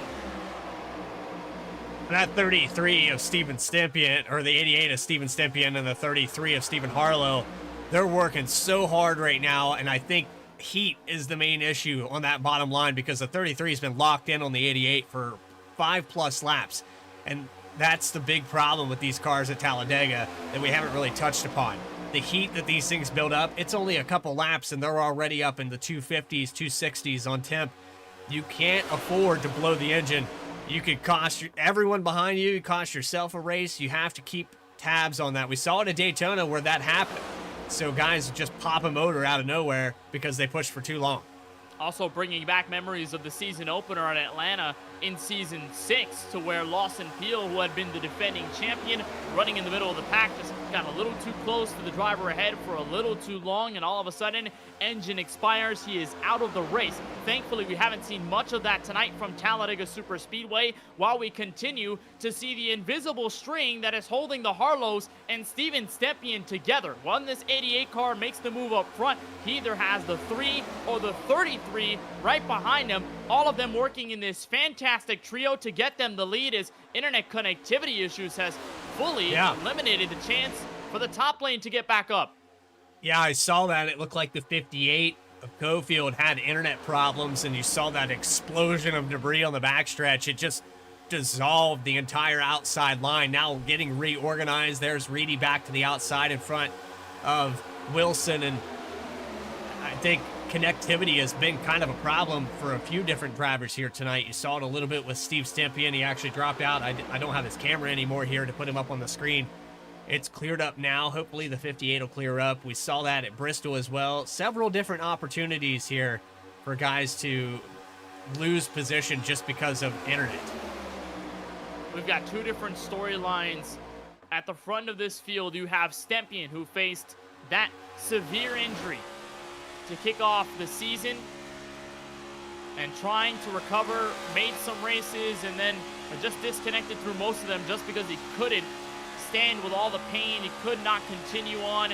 Tonight, he's been able to run every single one of the 86, now 87 laps from Talladega Super Speedway without a problem. And then Austin Reedy, who has been one of the most consistent drivers throughout the season, only has one outside top 10 finish. It was 14th at Daytona. He has the possibility of stealing the points lead from Eddie Smith, who is not here tonight, as we get even closer to the run on green flag pit stops. I don't even know how the field is going to get down there.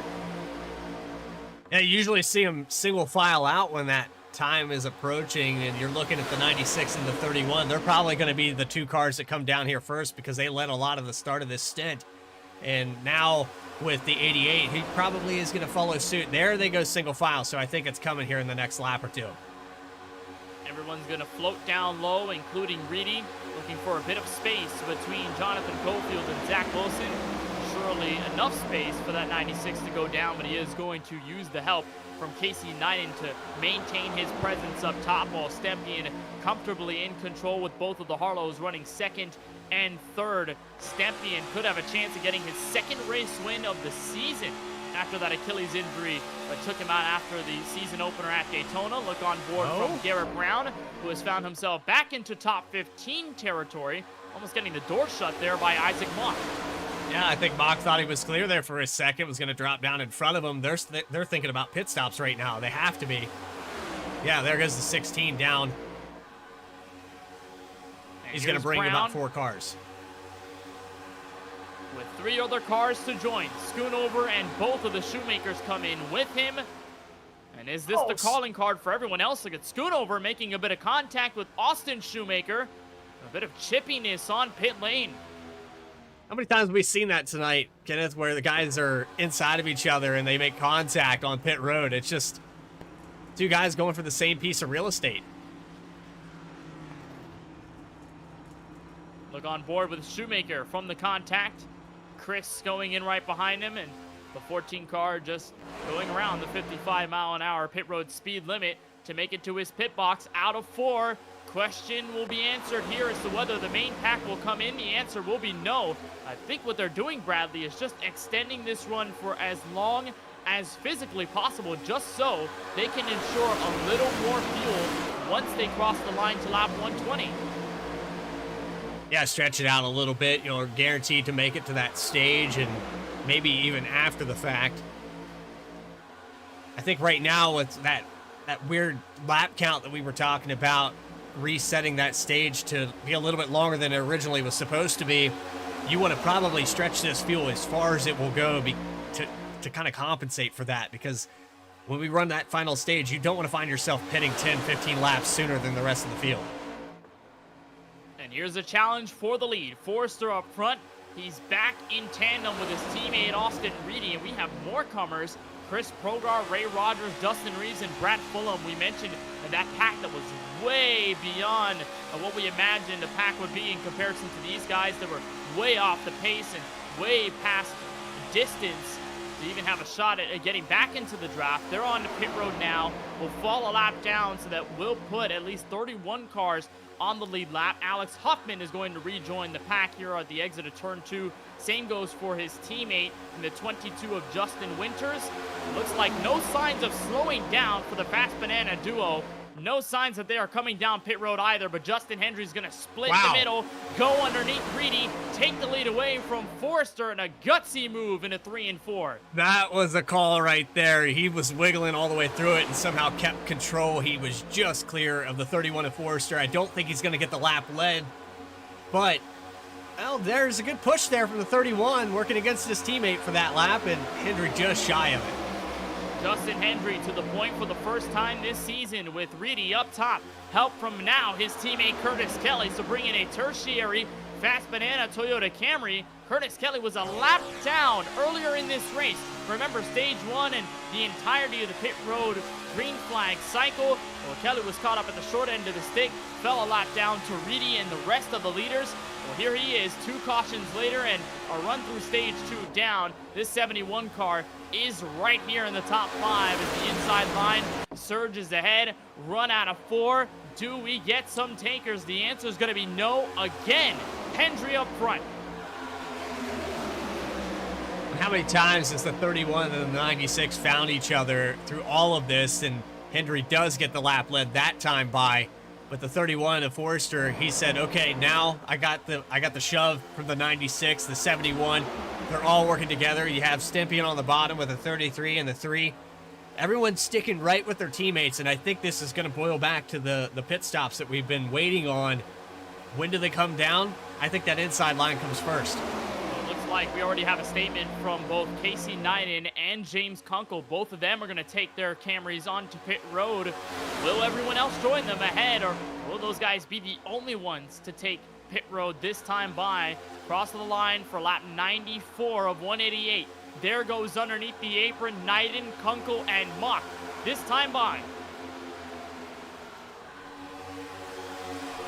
Unfortunately, he only had 2 other guys come with him, so when he declared that pit stop, the 45 of Kunkel, and it looks like that's the 47 of Mock just out of your frame there, these guys have to have perfect stops and get connected back together as fast as possible because they're going to be working against time. You see the 47 hits his stall perfectly. Just topping off of fuel here to make it to the stage. They'll have about 25 to go when they come back out on the racetrack.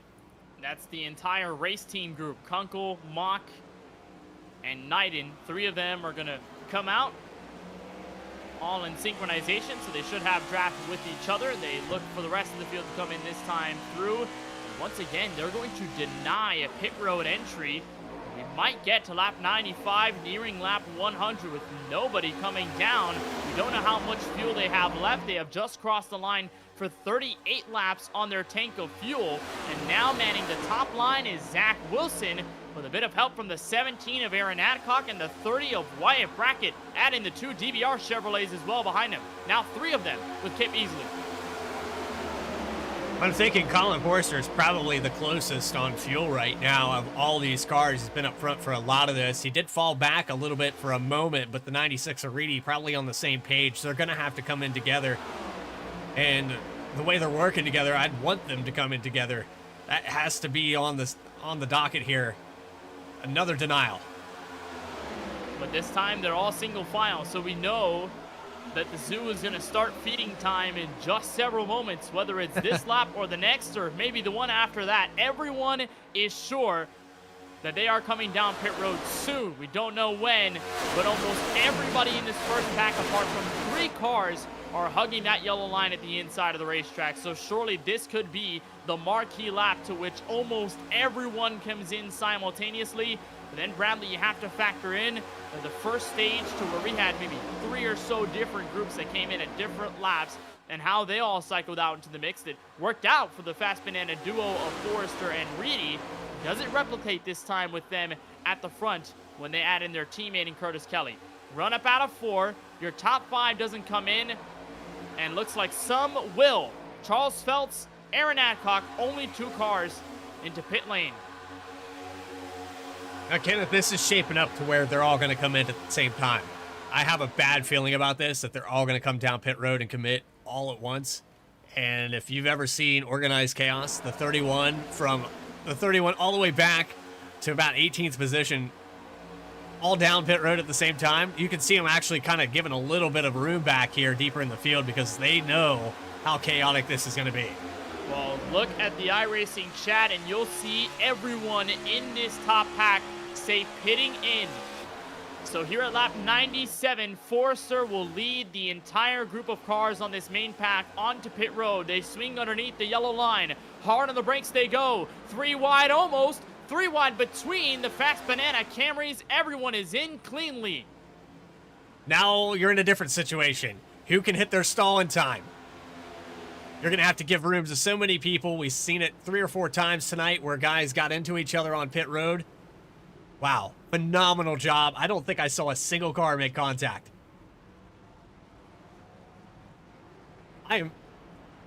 I stand corrected and maybe a little disappointed. I thought for sure we were going to see something happen there. That was clean. Imagine some fireworks, but now it's the run out of pit road that matters. Reedy will win it ahead of Forrester and Curtis Kelly, and then we're about 3 wide for position behind them. Wyatt Brackett will make it a top 5 Fast Banana run. And Stephen Harlow runs alongside him as they roll through the gears. Zach Wilson, Steven Stepien, Ross Harlow among those that have come out inside the top 8. And then everyone else, there's Alex Muscarello, Richard Swavely, who comes off of his best finish of the season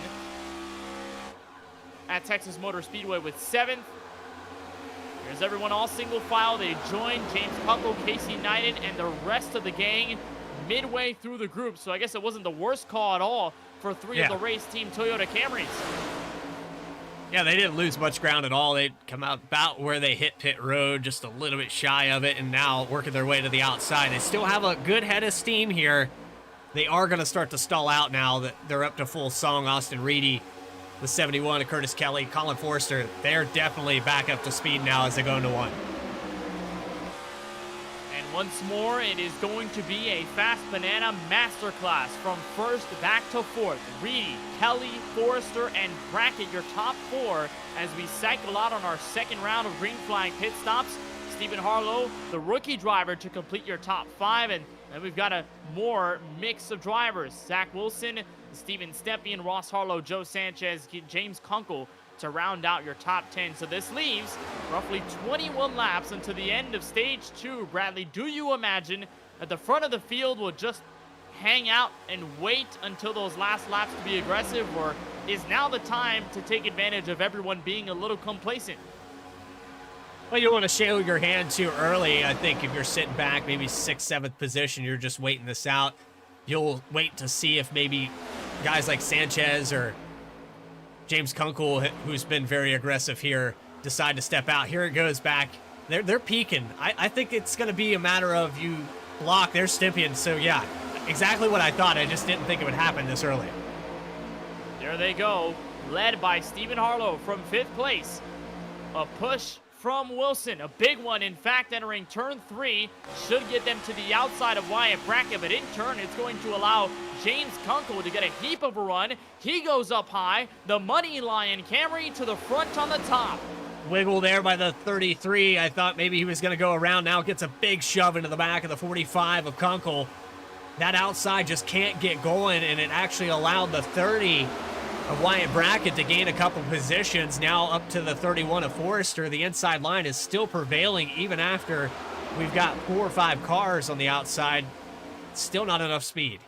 This is shaping up to be one of James Kunkel's best ever runs in this series. It hasn't been the easiest start to 2024, so he'll get shut off by Curtis Kelly and Austin Reedy. They're all looking to get around the 22 of Justin Winters, that lap car, as they all run 3 wide. His best finish came at Bristol Motor Speedway with a 12th place run. But then ever since, he's got a 23rd place run at Texas Motor Speedway, 28th at Las Vegas, and then a season worst 34th place at the Daytona International Speedway to get this season started. So James Kunkel could have a masterclass turnaround and get himself a lock into the playoffs.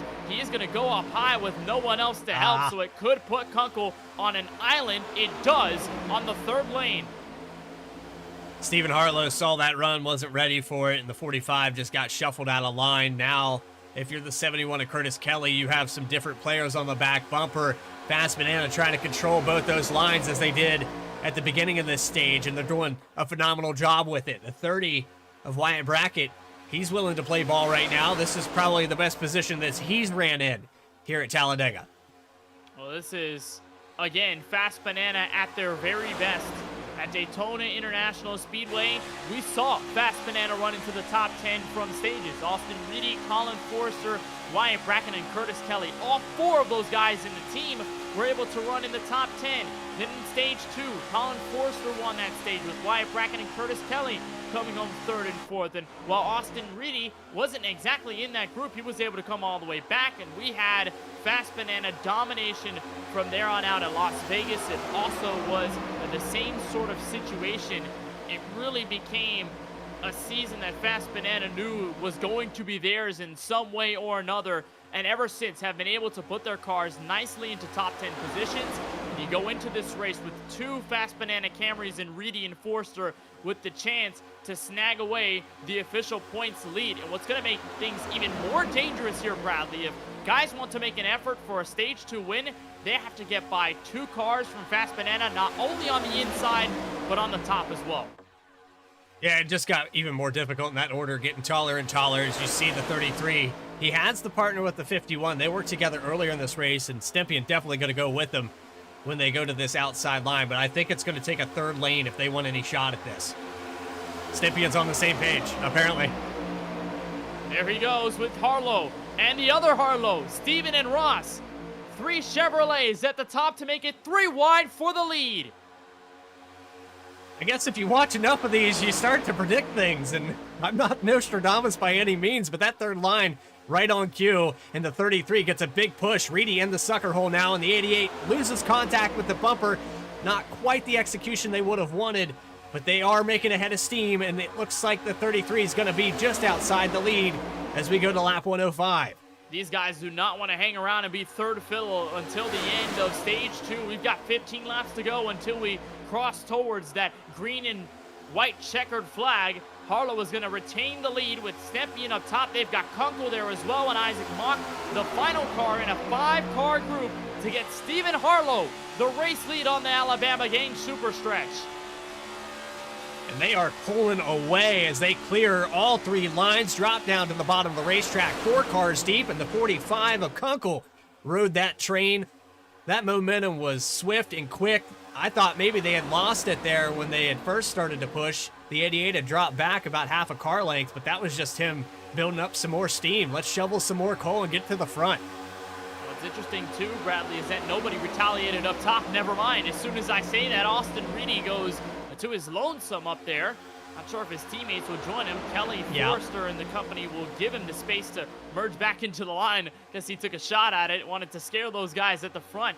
But we haven't seen anyone go up until now. The organized group of Fast Banana Toyota Camrys, along with the RTR Motorsports entry of Zach Wilson, they go up top to the middle lane. They want the lead back.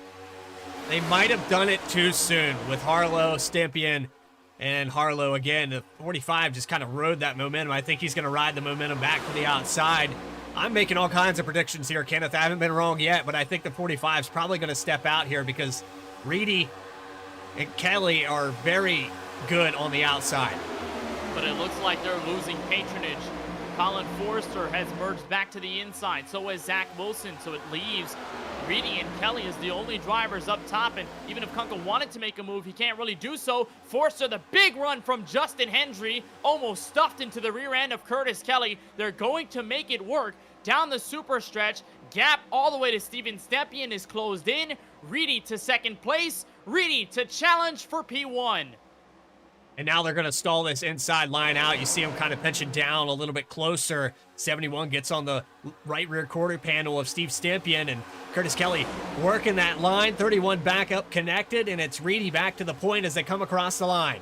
How long will it take, though, for him to swap down? The answer is almost instantaneously. The 71 occupies the top spot on the outside lane.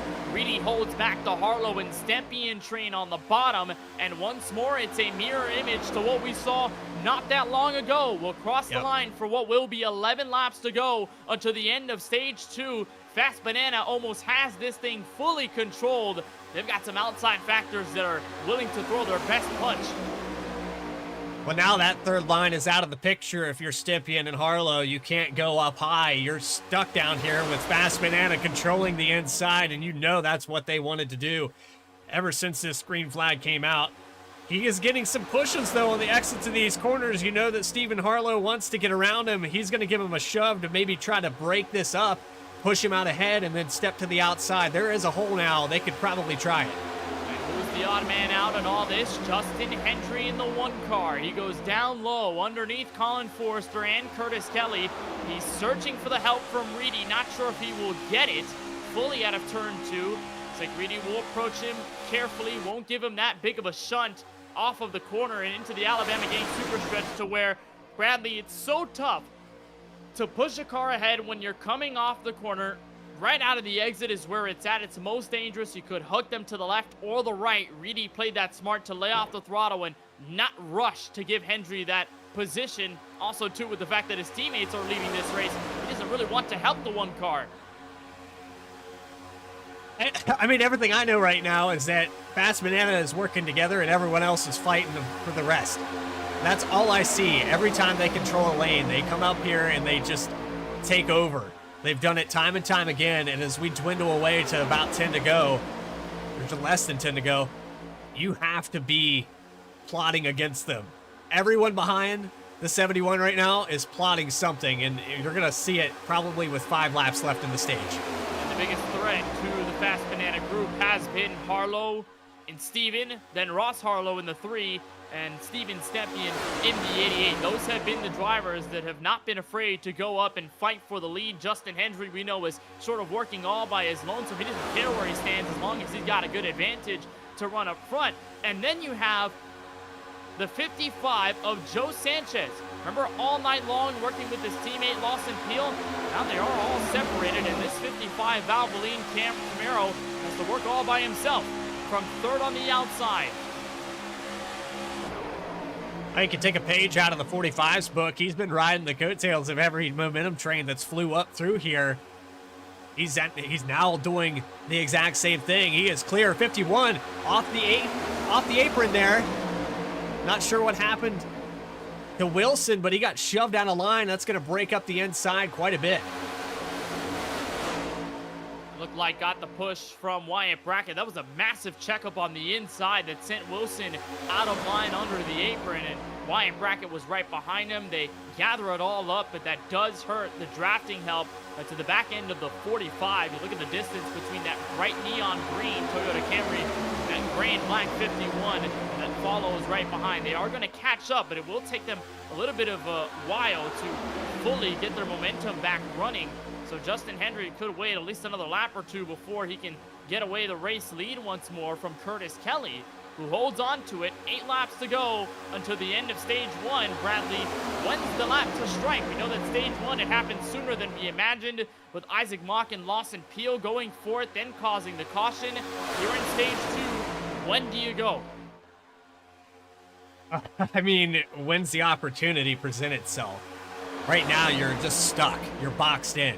71 and the 31 on the outside. They've kind of kept the outside line in check.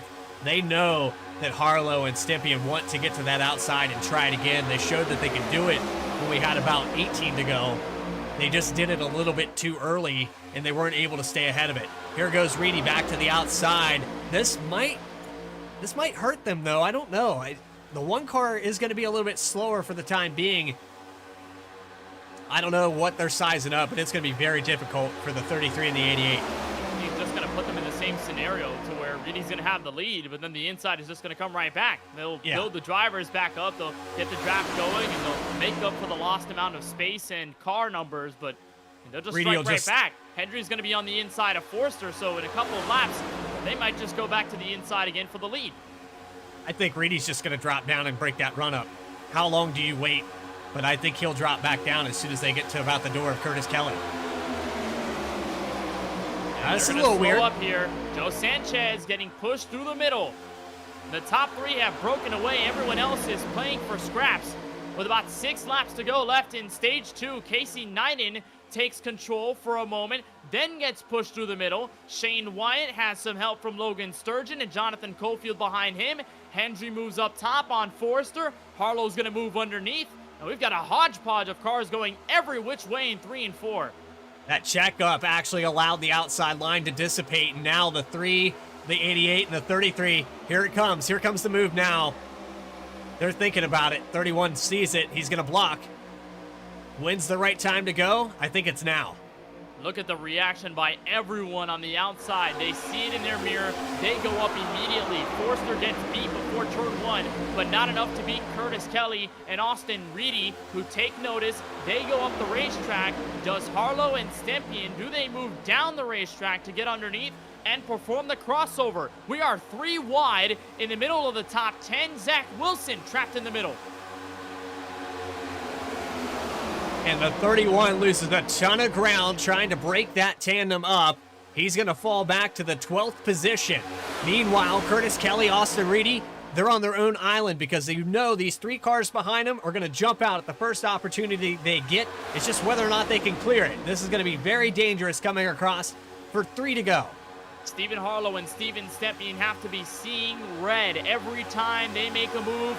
Kelly and Reedy are there to shut them out. And now is Joe Sanchez, the next challenger in this ring, with help from Zach Wilson. They've got the inside line rolling again. Sanchez to third, to second, to the top spot off turn 2.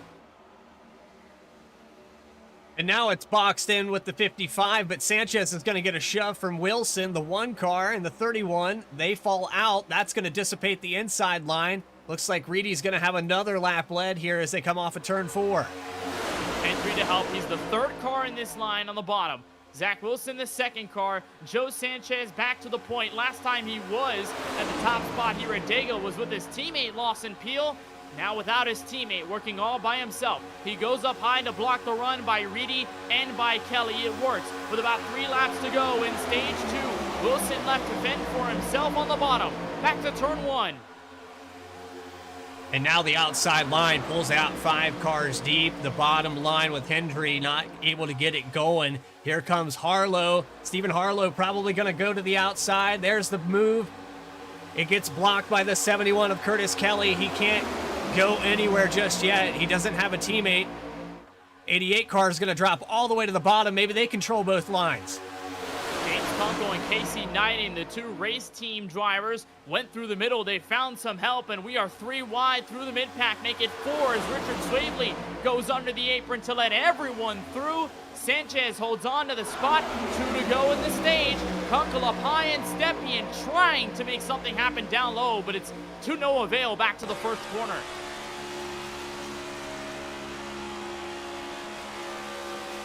I don't know, Kenneth. Something's brewing here. No one is showing their hand just yet. I think they're running out of time. If they want to try to make a move, especially on this bottom line, they have to get going now. And you see the 88 and the 33 who have been working together broke up. And now it is the 51 of Zach Wilson trying to take Stepien to the lead. Remember, this is all about getting a top 10 spot to at least get 1 or more points to your benefit at the end of this stage, and the top 10 is heavily contentious. The last spot held onto by Chris Shoemaker, but not for long as he's got 2 cars underneath to fight him for it. Casey Knighton, and now the Dunkin' Donuts machine of Colin Forrester. White flag in stage 2. This is the best shot we've seen Stepien have throughout this entire time. He'll get the run to the middle of the corner. Wilson will give him the shove. Sanchez to try and give the half block, but it's not going to work. Stepien door to door for the lead. As they come out of turn 4, it's going to be neck and neck. Who's going to have the better push? You can see the 1 and the 71, the 3rd car in line. They're going to be vitally important here for this run because you have to push. If you're that 3rd car, you have to be right on the bumper. Calculated moves out of turn 4. We're 3 wide. Burrows through 3 on back. Sanchez for the lead. Blocks underneath on Stepien. The run to the start-finish line. Sanchez in the 55 hangs on to win. Stage 2 at Talladega Superspeedway. What a run to the line. Just able to hold on to it. He played all 3 lanes coming out of turn 4, and he found the right one to stay just in front. And Chris Shoemaker, Austin Reedy, I mean, it was close amongst the entire top 5, but no one could get that surge. Sanchez holds on to it. Another great points day for him.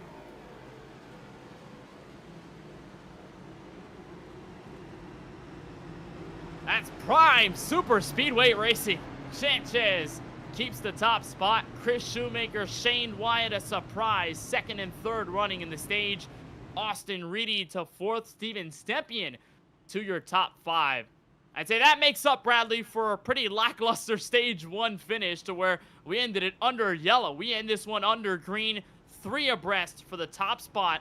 Josh Lokenvitz gives us the full top 10 running order at the start-finish line. It will be Sanchez, the stage winner, Chris Shoemaker, Austin Reedy, Steven Stepien, Shane Wyatt, Curtis Kelly, Zach Wilson, Austin Shoemaker, Justin Hendry, and Stephen Harlow. I mean, one of the names that you didn't mention in there, the 31 car, he had fallen all the way out of the top 10 back to 14th. It just wasn't the situation he wanted to be in. He couldn't stay with his teammates there. He dropped to the inside, and then everyone just kind of sucker-holed Fast Banana, everyone working against him. First stage win of the season for Joe Sanchez.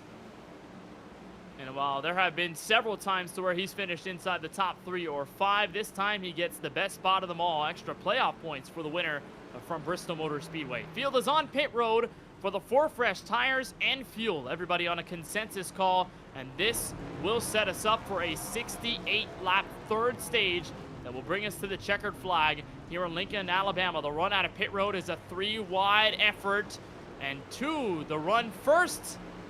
Fight between Hendry, Shoemaker, and Reedy. Hendry's got it. That was a close one off of pit road. Let's take a look back at that. That was just, we're talking about probably a couple thousandths of a second there. Look at that, 3-wide run to the line at exit of pit road. Justin Hendry, who has turned up the aggression recently, but it has worked out to his favor, will have the top spot when we get back to green flag action. Hendry started this race back in 25th, and that HPC Ford Mustang in control over Shoemaker and Reedy when we get the next restart. 2 stages down, 1 more to go from the biggest and baddest track in all of NASCAR. Sunoco Cup Series action from Talladega on the other side.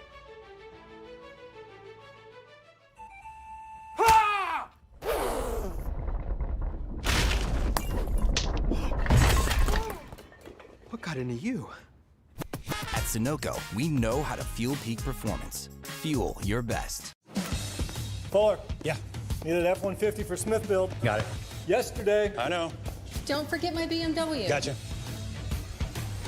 Check this out. All the major online automotive sites in one place. BMW, done. F-150, done. How's he do it? I can search nationwide, even those classified sites. Auto Tempest, all the cars, one search. That's how I do it.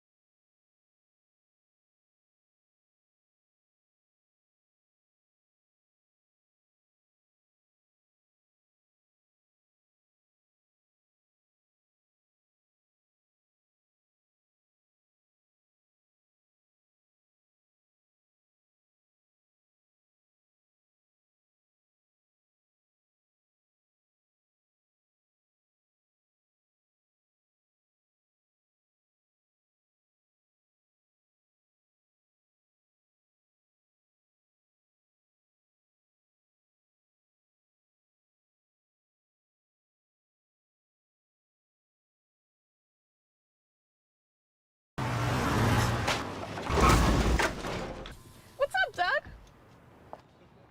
What got into you? At Sunoco, we know how to fuel peak performance. Fuel your best.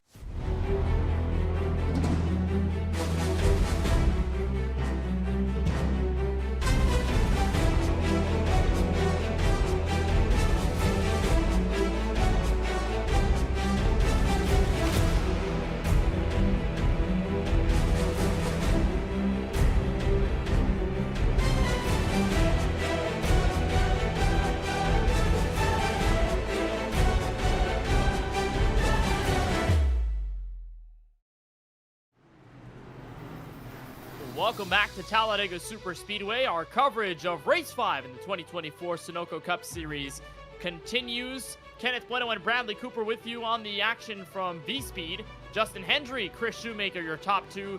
The run-up to the green flag restart here at lap 123 of 188. We had a stellar finish in Stage 2. Joe Sanchez picking up the extra playoff point and 10 points to his benefit. Well, he's going to roll off pretty far back in this field. They're getting beat by a bulk of drivers in front. The run up to the Geico restart zone. We're back under green in lap 123. Stage 3 to go from Talladega.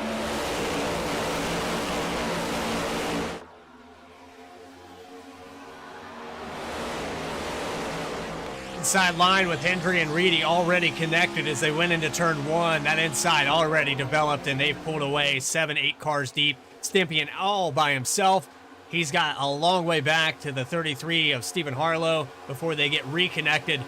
Those guys have worked well together. Unfortunately, they can't find each other when it matters most.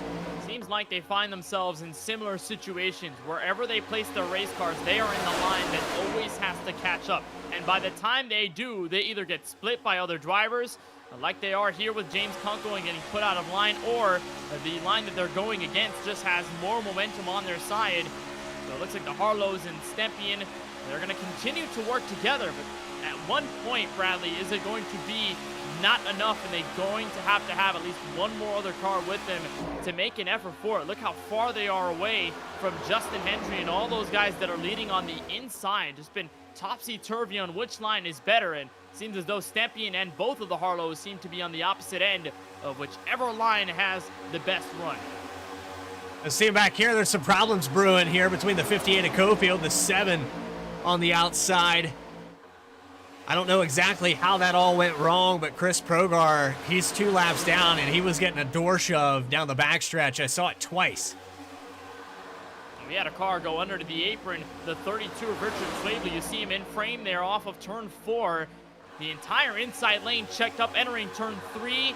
He went down low to avoid any contact, got hit by James Kunkel, went through a slide in the grass for a moment, then hung on to it as he caught the apron. Richard Swavely has been all over the place tonight.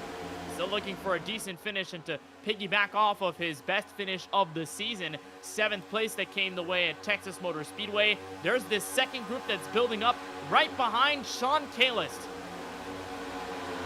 Unfortunately, Curtis Kelly finds himself back here in this mix. A guy that was up towards the front for that final stage. So does Joe Sanchez. Yeah, I'm just trying to sort this out. Why these guys are so turbulent. They don't want to work together at all.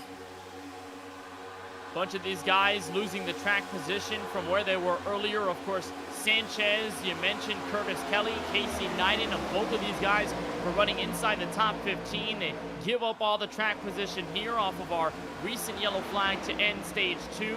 James Kunkel all by himself is going to get freight trained on the outside. And while Sanchez got the benefit of winning stage 2, I figure that because he has a win and is locked into the playoffs, he doesn't want to push it more than what he's got already here in the final stage. He joins his teammates, Kip Easley, Brandon Banks, and Lawson Field to make it the Drinkin' Bros Racing Quartet inside the top 30.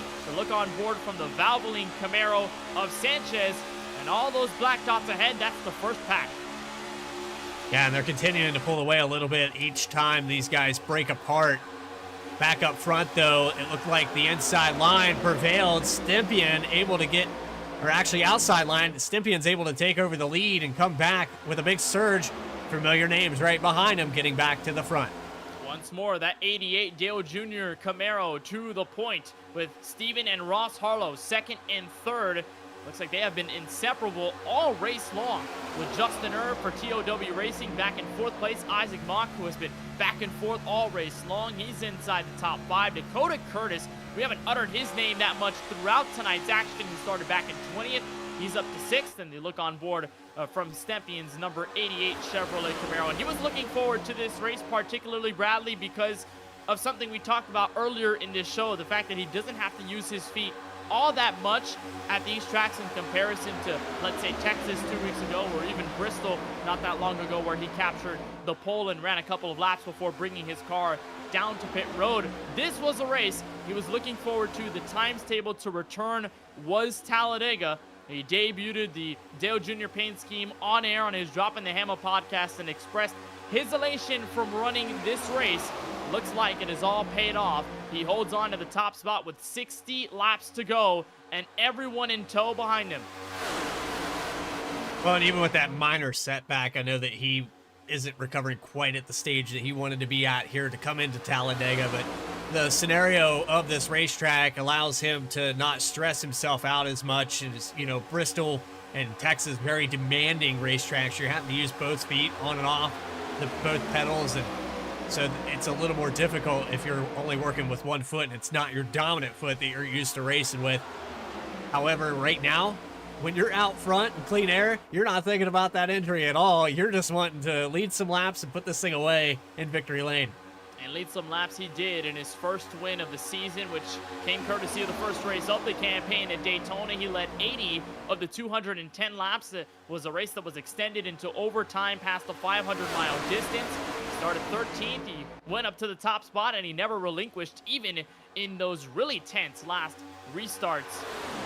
So Stempien holds on to the lead, but he's got both of the Harlows behind him. Really a question later in the race as to when they will pull the trigger on getting around this 88 car and not letting him scoot away to what would be his second win of the campaign. It will give him a little more life in the point standings. To look on board with Justin Erb, who has certainly stepped up the action, Bradley Cooper, over the last several races. A 12th place finish at Daytona, and then to follow by that at Las Vegas with another top 15 run.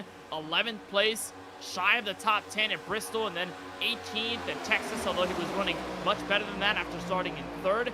Justin Erb is probably one of those guys to watch for on behalf of TOW Racing. He's been a little more consistent as of late. He's starting to get into his rhythm in 2024. He looked really good at Texas, and, you know, again, you said 18th, and that kind of surprised me because I recall the 20 car being up in the top 5 with about 15 to go. He was definitely a car that had top 10 speed all the way through that race, and here today, sitting in 4th, he has the potential to go with really any one of these guys. He's got no allegiance to the guys in front of him at all. He could just drop down at any point and go with Isaac Mock if he wants to. He's in a good position right now as you see him drop down to the bottom. A little block here from Stempien taking him down to the bottom. But really, if you're Erb, you're in a good seat right now. I think you stand to probably gain the most of all these guys because you have no allegiance to anyone around you. Yeah, right. And their move to the bottom shook up the top 10. Justin Erb gets punted out of line, and to the inside is Colin Forster with help from his teammates, Reedy and Brackett down low. That was the catalyst for the Camrys to say, all right, let's move for this. And Forrester will take away the race lead to the stripe. I just want to ask chat real quick, how many times have you felt like you've had deja vu? How many times have we seen this exact scenario? I'm counting at least 10. Probably more. It's just Fast Banana gets by the 88 and the 33, and then they do something different. Here they go to the bottom. Stempien and company, they want nothing to do with these guys. They're tired of seeing them all race long. They do not want to give them a shot at holding on to the lead and getting some more points for their behalf any longer. Stempien is going to bring the Harlows with him down low, along with Justin Erb, Justin Hendry, and Isaac Mock. But I'd say it was a pretty peculiar decision, Bradley, to go down low when everybody was running up high. There wasn't a threat at the time of anyone going down low. Everyone was just keeping their own pace where they were in the field. All of a sudden, these guys swing down low and you have a full-on attack coming right at their face. That's how it is at Talladega. I mean, you've seen it at Daytona. You got glimpses of it, but here today, it's so wide and so vast. You can get such a run, and there's so many places to take it that surge of speed will repeat and repeat. There's the 43 now. He's gonna try to ride this train. 88 is Stempien up on the back bumper. It looks like they're gonna have the momentum going into 3 and 4. Can they take it to the outside? They will not. Mock is gonna kind of keep that pinch down. Here comes the 4 of Shoemaker, who finished second in that last stage. He's gonna be back up into the top 5. Shoemaker has done a whale of a job to come back in this race. Talk about the moments where he was either close to disaster or just not in the place to run as high as he has been. And then right behind Joe Sanchez could have made an effort for the stage win had he had at least one extra lap. And there he is, running inside the top 5 on that outside lane. Wyatt Brackett is going to lead his first laps at Talladega tonight with Dakota Curtis to give him support right behind. And for Curtis, great to see him up front. We didn't see him run at Texas Motor Speedway. His best run of the season was 10th at Daytona to kick off the campaign, and then ever since, 37th and 33rd at both Las Vegas and Bristol. So Curtis desperately wants a points turnaround here, and this is a good start. And if you remember, he was actually part of the very first caution at Daytona. He got caught up on the backstretch with a car that got into the outside wall. So for him to come back and finish 10th in that race, kudos to him for sticking that out. It took a long time to get that car back to square one and get it back up to speed. Here he is in the top 3, looking like another true captain of these super speedways. Finds his way into the top 3 in the last stage. He's got to be careful. Big checkup on the inside lane. Got him wiggling in front of Steven Stempien and lost a bit of ground there to Wyatt Brackett. So it helps Forster and Reedy surge back to the point with at least 2 or so cars of clearance. And here's the second group. A bulk of them Drinking Bros Racing Chevrolets. All of them led by Kip Easley in the 8th. This is going to help this secondary group, believe it or not, Bradley, because as these guys go side by side in the first pack, the second group can run in their pace. A lot of them teammates up front, so they have a pretty coherent game plan. There they are, trying to close the gap on those guys ahead. And looking at the time right now, they are gaining. We bring that position battle up on the right-hand side of your screen. You can watch that number on Hendry starting to shrink a little bit each time by. 2.3 seconds. It was about 3 seconds just a couple laps ago.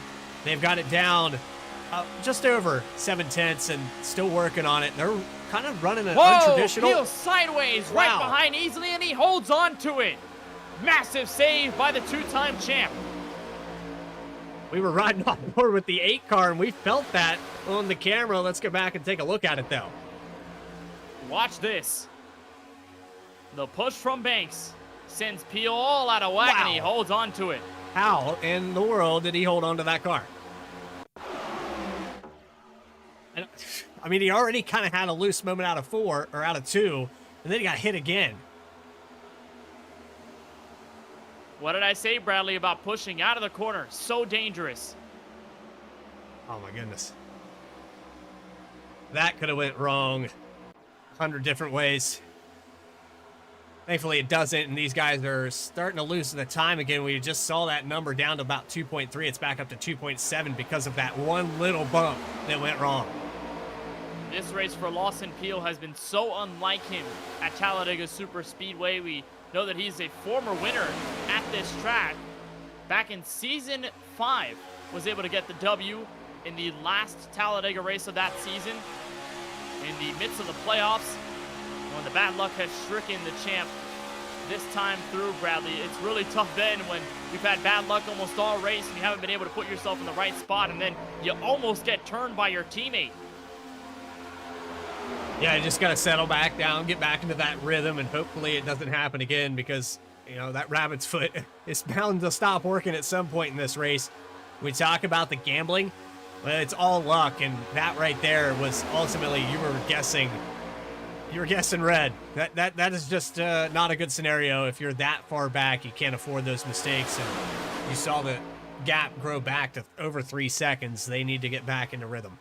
That's the large negative for that little situation. It's going to blow everybody up behind just to avoid potential accidents happening there, and all of a sudden all that ground you gained is going to be lost. Look at the run on the inside by the Celsius Camaro of Dakota Curtis. He's getting pushed by Steven Stempien in that bright red number 88. Meanwhile, Fast Bananas trying to sort themselves out on the outside lane. It's going to help Curtis take advantage of the situation. He'll break even door to door with your race leader. Finds the push from Stempien at the exit of turn 2, and the run will go up high, so Bracken will hold on to the race lead with a pair of lap traffic cars to greet the leaders in about a lap or so, maybe even less than that. Chris Progar and Richard Swavely hanging around all by themselves, getting caught up by the leaders. Remember, the 32 had dropped out of that group when they had all checked up the first time. That was the second group we were talking about earlier, and they're still having problems back there. They just didn't want to work together when we went back green. They had split off and then started to fight amongst themselves, and they've lost even more time. But you can see the surge coming back a little bit here. Kip Easley, they have it down to 1.8. This is the closest they've been since the green flag. And as you're this second pack of cars, Bradley, if you are these guys, what's your game plan when you catch up? Is it occupy whatever is empty on the top lane? Is it move with everybody down low? Is it to create your own lane? Are you willing to make that risk?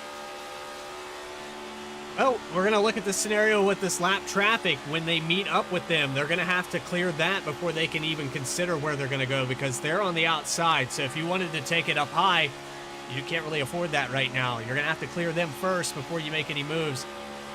The other part is we got to make sure it stays stable. They're not quite into the draft yet, although there are a couple cars that you see the surge now. They're just on the edge of that line where if they make a mistake, they can lose them again.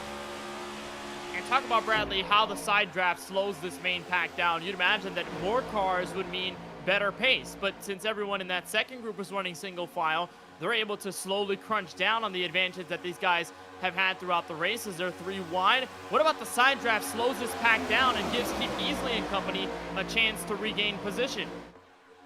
Well, you have the side draft that ultimately keeps the bottom line slowed up, and then you have the fact that the second car in line is building up heat and he can't push as hard, whereas these guys can run more of the racetrack back here. You see the 8 car, he'll have Lawson Peel step out on the entry to the corner and get a little air on the front end as they catch this pack.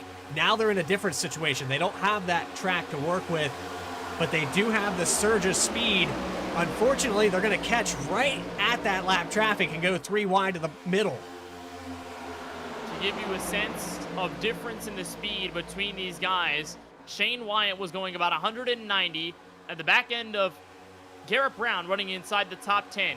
Kip Easley with that monumental run was going 195 miles an hour. Only 5 miles of difference between those two, but it means a lot at a speedway like this. They are still trying to split away the pair of lap cars at the very top, and they're going to get a third car up there with James Kunkel in the 45. A look on board with the M&M/3Chi number 8 machine of Kip Easley. Starting to break into the top 15. They occupy whatever was empty on that top lane. They join Garrett Brown and everyone up there. Meanwhile, Wyatt Brackett will remain in control of the race lead. The Fast Banana teammates to assist, and Dakota Curtis getting the monumental launch off of the tri-oval to turns 1 and 2. He's got P1. We've seen the 88 push him past the 30 several times. It's just the timing of when it happens. They do it on the backstretch, and then the 30 is able to get a good shove from the 31, and they go back to the lead just out of the tri-oval. I don't know that Curtis has actually gotten a lap led here. It looks like maybe this is the time, though. The run out of 4, though, gives you the long wait to the start-finish line. Reminder, it is not in the middle of the tri-oval. It is several hundreds of feet after that Geico restart zone. There it is. Once they cross the line, Dakota Curtis will have 1 lap led to his resume here at Dega on lap 144 of 188. 44 to go, and what that means, Bradley, is if we stay under green, there is another batch of green flag pit stops ahead. When do you pit now? I mean, this is kind of splitting the run. About another maybe 7-8 laps, I'd probably come down and do this in equal increments. You gotta think, though. There's the guys that stayed out here a lot longer on that first stint that they felt like they were faster running single file. You might afford, if you're Fast Banana right now, to stay on that outside and stretch it another 2 or 3 laps and get that gain, that advantage. You might not see the 88 or the 33 at the end of this race if you play it right. You remain door-to-door for the top spot. We saw many different approaches to pit road in stage number 2, and as we cross the line for lap 145, we will have a couple of laps until we officially get into that pit road window to where you can come down pit lane and have enough fuel in the tank to make it to lap 188. To which I pose this question to you, Bradley. Do you want to pit later? Because last 4 races at a super speedway have ended under overtime. If we extend this race, it could put guys in jeopardy of running out of fuel. So is it better just to go as late as possible, knowing that this race could go into that territory? Well, shout out to you, Kenneth, for throwing another knowledge bomb on me. You reminded me of the fact that we've had a green-white checkered for the last 4. I wasn't even taking that into account, so, I mean, yeah, I think you pit later. You have to. If you run out of fuel, how embarrassing is it going to be if you're leading this race under caution and you get an extension and you have to come down pit road and give up the lead? Trying to my inner Larry McReynolds there, going the last several races. We have Talladega trends to what's been happening, or super speedway trends, really, as a matter of fact. And Daytona ended under yellow after we exhausted all 3 of our green-white checkered attempts to give Steven Stepien the win. So there is a real possibility that this race goes maybe 5 to 10 laps more than you anticipated crossing the line for lap 188. You could be under yellow, and you might have to engage in more than one 2-lap to go restarts, which means you need all the fuel in the world. And really, that could affect all the teams' strategies for coming in, and whether they want to get their bulks down pit road either quickly or they want to lengthen their run on the racetrack. You can imagine that Fast Banana is at the biggest spotlight of them all because they have 3 of their Camrys inside the top 5. You'd imagine that they want to come down together. They want to exit pit road in the same vein as they're surging ahead is the 45 of James Conkle wanting to make an effort at 3 wide. Doesn't really have a lot of help, but you got to give him credit for trying anyway. But nonetheless, cross the line, 148, 40 laps to go. At least 3 laps until we get to our pit road window. Gotta admire the 45. He's been aggressive several times here today. He's trying to make it work with whoever will take it. And there's the 58 who's hungry for a good finish here today. He's gonna take the bait and push up on the outside. You see Shoemaker, Austin, and Chris Shoemaker getting back together. Those guys worked really well on that second stage right before the end of it. And unfortunately, the 14 Austin didn't quite get the stage that Chris did. I'm looking at all the different tandems of cars, and that's kind of why I went back to look at where Lawson Peel and where those guys were. They find themselves down here on the bottom. We've kind of been watching the Colin Forrester Wyatt Brackett show for the past 30 laps.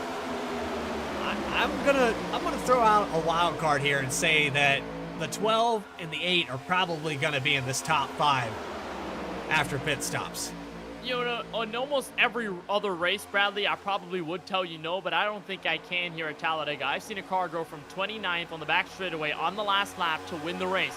So there's really anything that can happen, and Lawson Peel has just been chilling for most of this race and found some bad luck along the way. Could provide the turnaround, and maybe you can even add Kip Easley to the equation.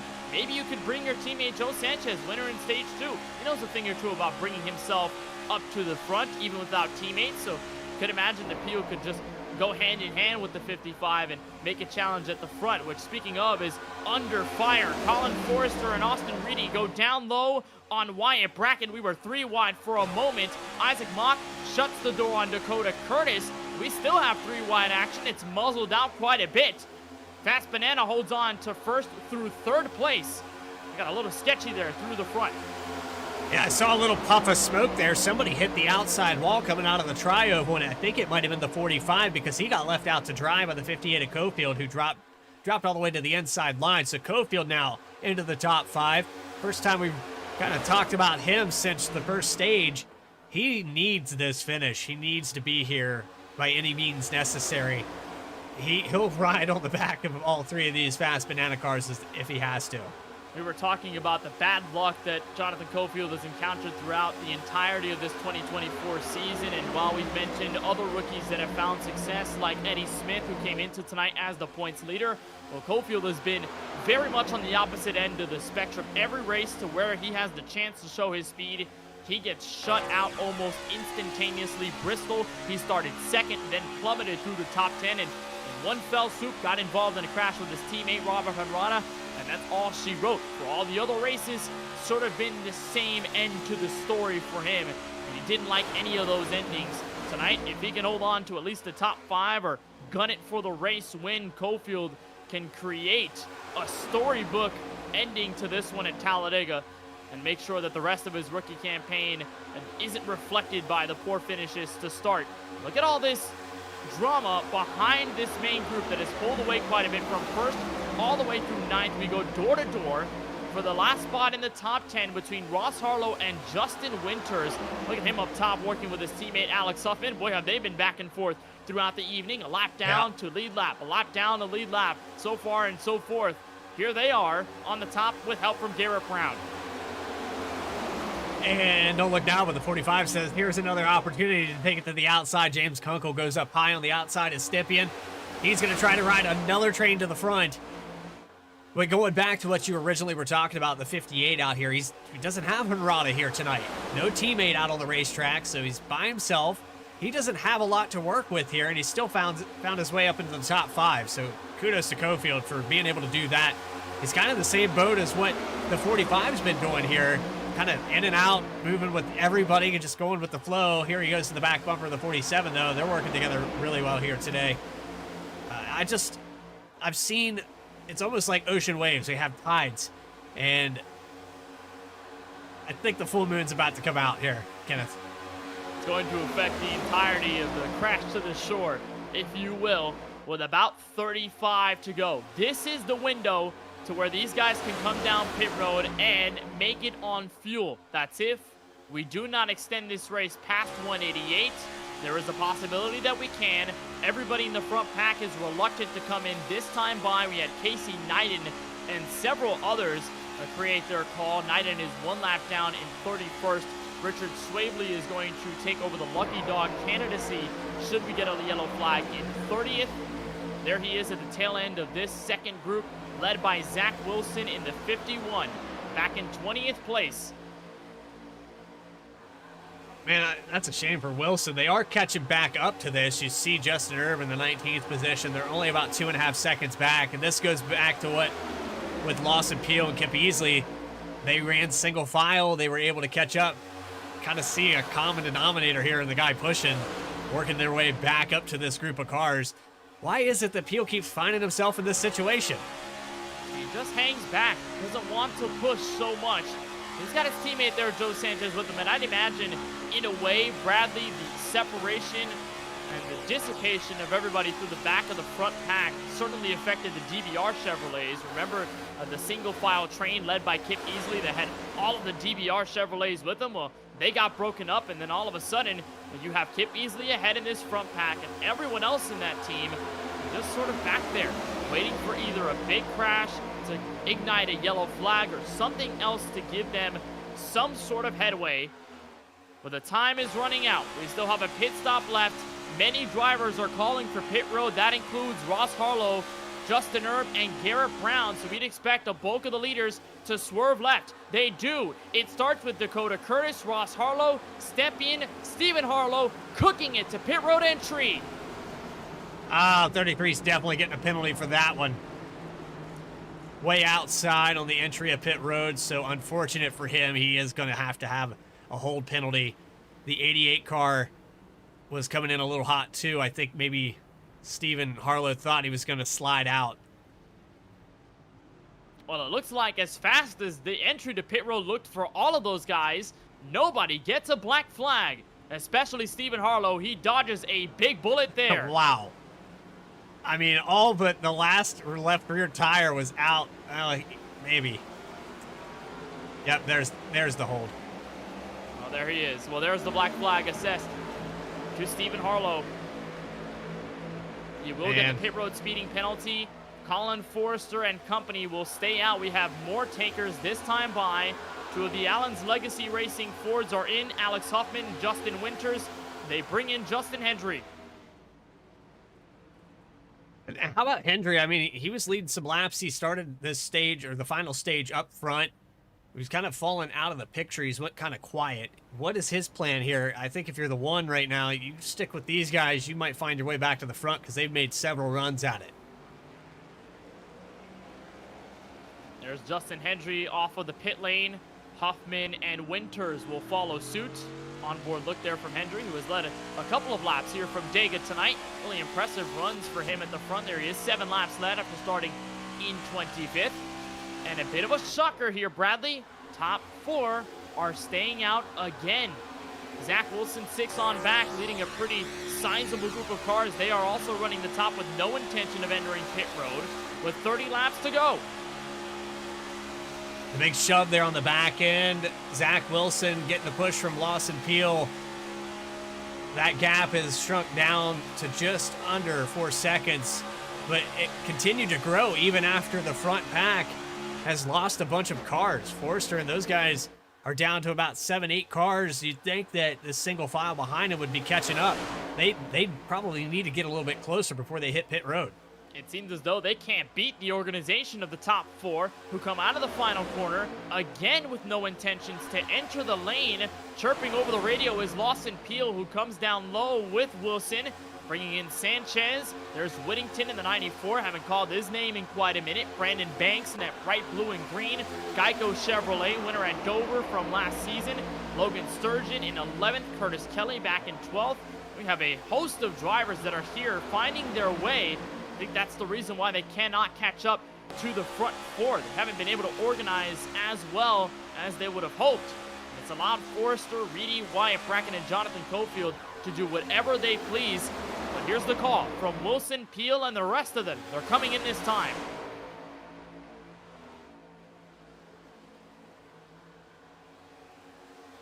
And here come the leaders. Ahead.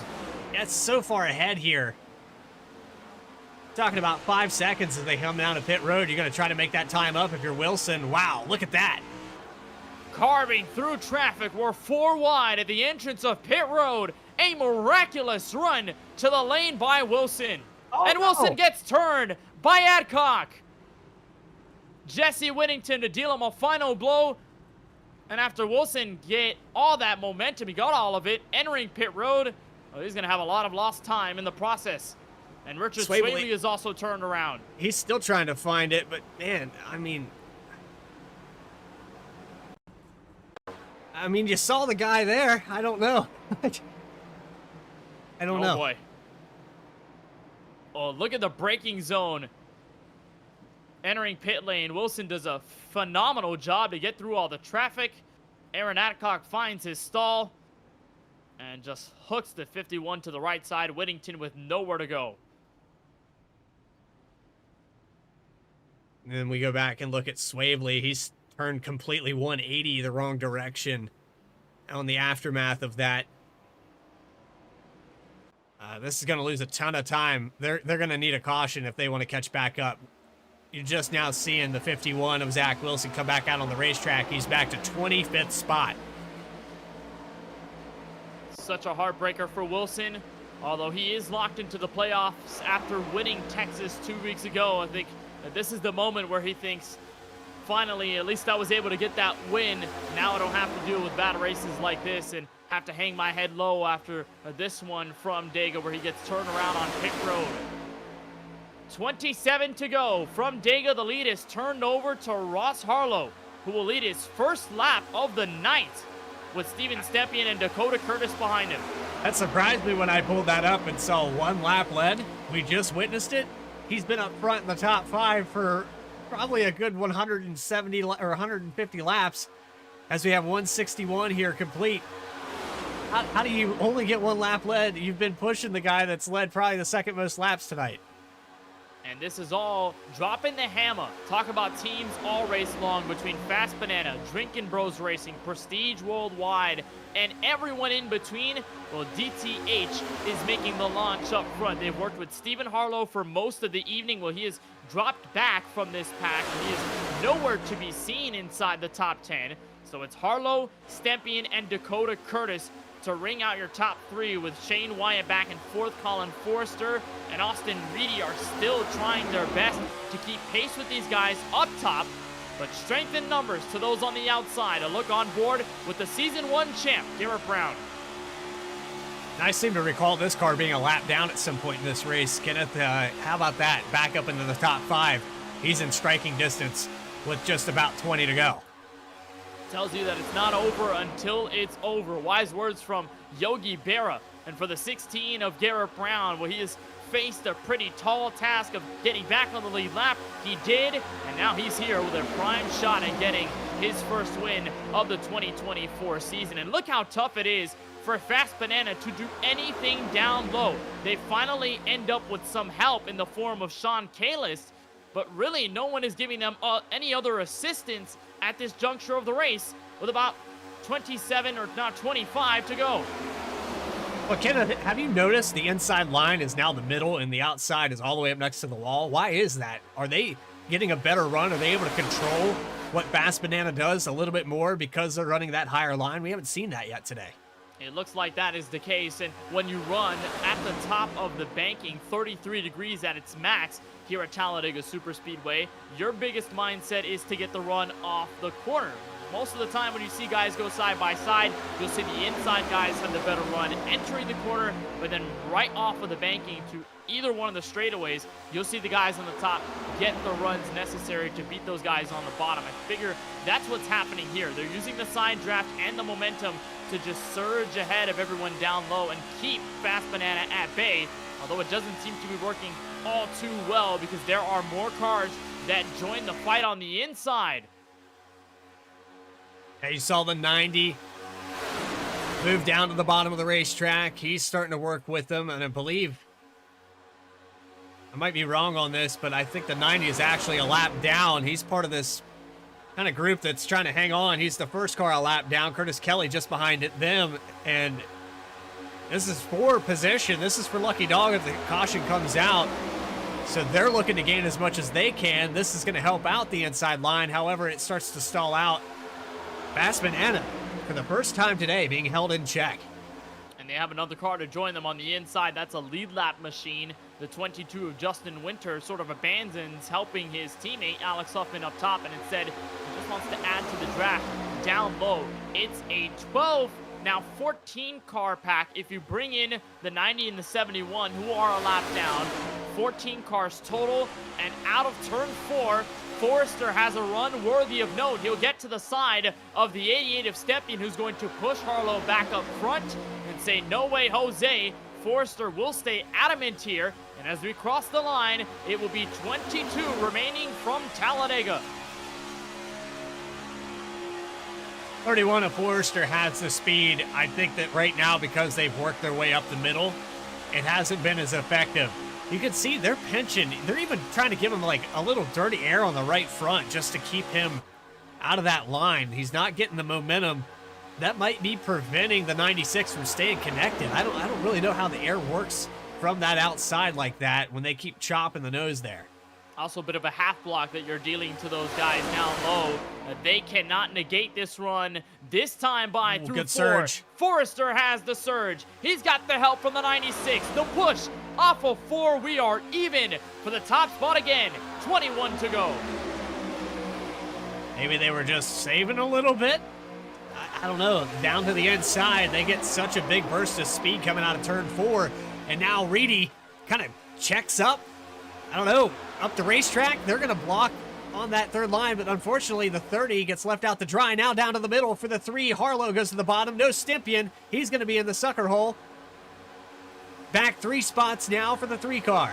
Tough break for Ross Harlow, who got out of line hoping that Stepien would pick him up, and Stepien instead just filled the gap up high and stays with the 96 and the 31. So Harlow will get picked up by Wyatt Brackett down low. Still remaining several cars on the inside, including both of the Allen's Legacy Racing machines in Winters and Huffman. The look on board from the 3rd place Stepien. And there's the separation in the pack. No more side drafting from middle to top. Well, Harlow's had his hands full trying to figure out where he wants to go now, because the 30 car, he's going to push him probably to about 3rd position, and he's not going to take him much further than that. Well, here comes Harlow. Push from Brackett down the Alabama gang super stretch as the top 3 on the top side pull away Dakota Curtis to close in the gap. But entering turn 3, Harlow will have the run of a lifetime. Can he get to the inside of Stepien in enough time? The answer is yes. Next up is Reedy and Forrester. The look on board from the Valhalla Project Chevrolet Camaro. He keeps getting up there to 3rd, but I don't think Brackett's going to push him much further than that. And the outside line has just been really potent here. I don't know. It doesn't look like it's going to work out here for Harlow. He's probably going to have Stepien drop down in front of him if he wants to make this gap up again. Ross Harlow hasn't won a Sunoco Cup Series race since Richmond in April.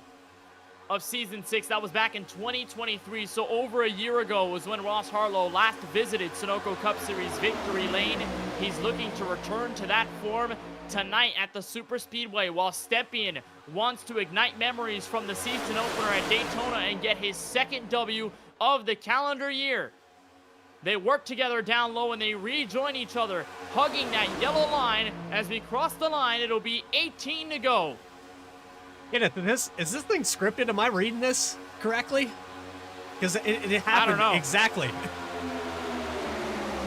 Well, what we Here know they go. is that the top 4 have been together all race long. Forrester and Reedy have been inseparable, so dynamic with each other on this super speedway tonight. And the same can go for Stepien and Ross Harlow. You can add in Stephen Harlow as the tertiary car. They have done so well to work with each other, and despite all of the trials, despite the runs down green flag pit stops, they have been able to continue this run that will bring us a stunning finish at Talladega if it holds up. Stepien to the point out of turn 4. Moves And up. does he He's going to swing move high? up. Yes, he does. I saw him creeping up there. Forster's going to give him the move. Now he's probably going to go back to the bottom when Harlow gets the shove by the 30. I don't think Harlow's getting enough help here right now. The 30 car of Wyatt Brackett is playing it smart. He's working against these guys to keep them out. And if you're the Fast Banana Camrys, are you going down low? Do you risk putting those cars in the middle, or is it too early to try and get around this 88? Right now, I think you're just going to ride behind him for a few more laps. I don't think right now is the time. You wait until probably lap 184 to try to make it if you're in the same spot. However, if you fall out of this top 5, you're going to have to do it a little bit sooner. Maybe get that third line developed and put these guys into a weird spot where they can't get connected. Right now, you're behind both of them. You just want to keep them separated. That's the main goal right now as we take away the laps. You're right. Biggest plan of attack for these guys is get the 31 and the 96 away from each other by any means necessary. The only problem if you do that is that Wyatt Brackett is the 3rd Fast Banana car in the top 5. So if you can eliminate one, you'll be replaced by another in the form of Brackett, who's pushing Ross Harlow to the point on the inside lane, gets a little tucked out of line, so it loses the momentum for those guys underneath the race leaders, and they will have to have another lap to get themselves wound up. Steven Stepien, the leader. Right behind is Forrester, Austin Reedy, your top 3. Curtis and Harlow, the top 5. Looking back here deeper, this second group of cars is starting to shave down that lead. They've got it back to 2.5 seconds. It was well over 4 seconds. Lawson Peel pushing on the back of Brandon Banks. They are coming. When do they get there? I'm predicting somewhere around 6 or 7 to go. They'll be on the outside of these boys, and they'll only have 13 cars to get around.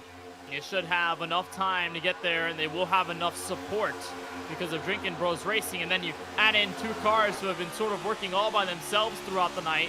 James Kunkel, Oh, the trouble up 45, front. car sideways, up ahead. It's Ross Harlow. He stops the brakes. He's okay, and we're going to stay green. He got shoved out of line by Brackett on the super stretch. We'll look at the replay out of 2.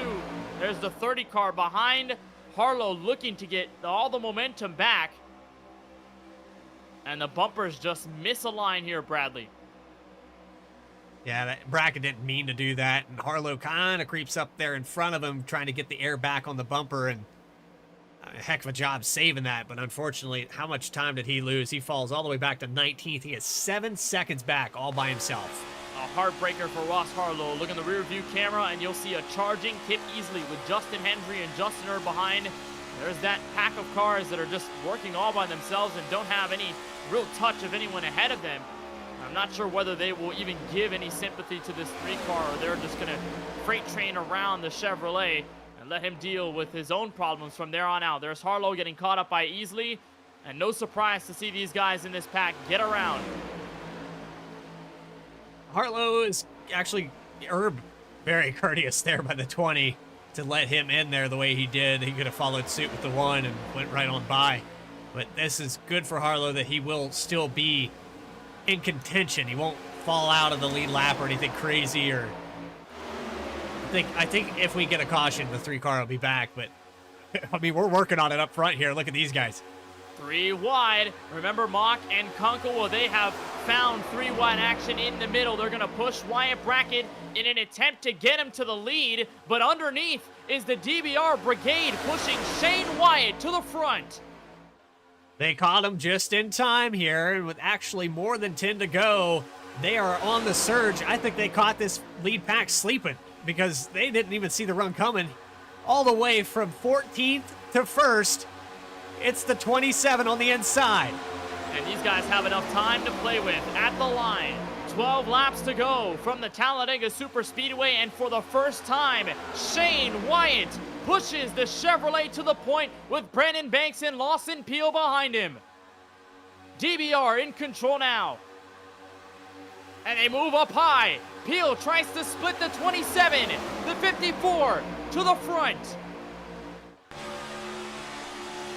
Stympian now without the 3 of Harlow, the 33 of Stephen Harlow. Both those cars that worked with him so well throughout this entire race. He's now by himself. He's between 2 different teams, front to back. Has no one go with him to the outside. Forrester maybe wants to go, but now he has to because there's no air. The 12 and the 54 to the bottom of the racetrack. Brandon Banks takes over the lead briefly. We've got a constant accordion effect between these guys in the front. We had a lot of separation from about 6th on back, and then they all came back in together. Garrett Brown, Chris Shoemaker, Austin Shoemaker, those last cars on the top, they were instrumental in pushing Stympian to the point. Now Joe Sanchez swaps down low. He will bring in his teammates to the fold on the inside. Sanchez, the winner in Stage 2, wants to become a 2-time winner in Season 6. This is the run out of 4 he's desiring, to the inside of Forrester and to the bottom of Stympian. We're even again. Stympian just going along with the punches here. He's got 4 or 5 different people that just keep wanting to take it away from him. 31's going to move all the way to the outside with Reedy, and the 55's around. Turn around in turn 1. And a huge crash up the racetrack in front. No caution. We are 4 wide in the midst of the top 5. I don't know how that was not a yellow, and we are still 4 abreast. That split there with that 55 getting turned down created a whole situation that this front end, nobody's organized at all. And if you're 7-8 cars back right now, you could get one heck of a run and take over this lead. A bunch of cars got involved in a sizable accident. Now the yellow flies with 10 to go. There's Austin Shoemaker torn up as he fell back to 21st and was involved in the big crash entering the first corner. And it all began with Sanchez getting turned. They all merged together, and the 14 gets tapped by Wyatt Brackett and sends Kunkel up the racetrack into the wall. We'll get a good look at the replay. There's Kunkel and his car torn up. The rest of the pack going by. I don't know how the yellow wasn't thrown sooner. Another look at the crash. What happens here? This happened a little bit after the fact, and even then, like the 30 of Brackett, the 14, like no yellow. I think because these cars stayed kind of within speed. I mean, we had 7 cars involved in that. You saw live when the 55 of Sanchez went down the racetrack, but we lost an additional 5 cars after the fact. Yeah, I think it comes out because the 45 can't steer the car. He's stuck against the wall. Yeah, he has to come to a He stop. comes to a dead stop, so that's when the yellow lights flicker on here at Talladega. Race control giving that one a pass. He didn't see anyone go fully around, so he said, all right, no yellow. We're going to stay under green. But James Kunkel is going to bring out the yellow regardless. And what a hit that was for Joe Sanchez, getting turned around by his teammate Brandon Banks. There's the aftermath. But before this, Sanchez was in the middle of taking away the race lead. And once more, Bradley, we have to bring up the conversation point of misaligned bumpers and a big run into turn 1. Yeah, that all happens right there simultaneously, the 45. But if you're the 55 of Sanchez right now, you're able to keep that car clean for the most part. Didn't really have any damage. Thank goodness the yellow came out because you just lost 20 spots.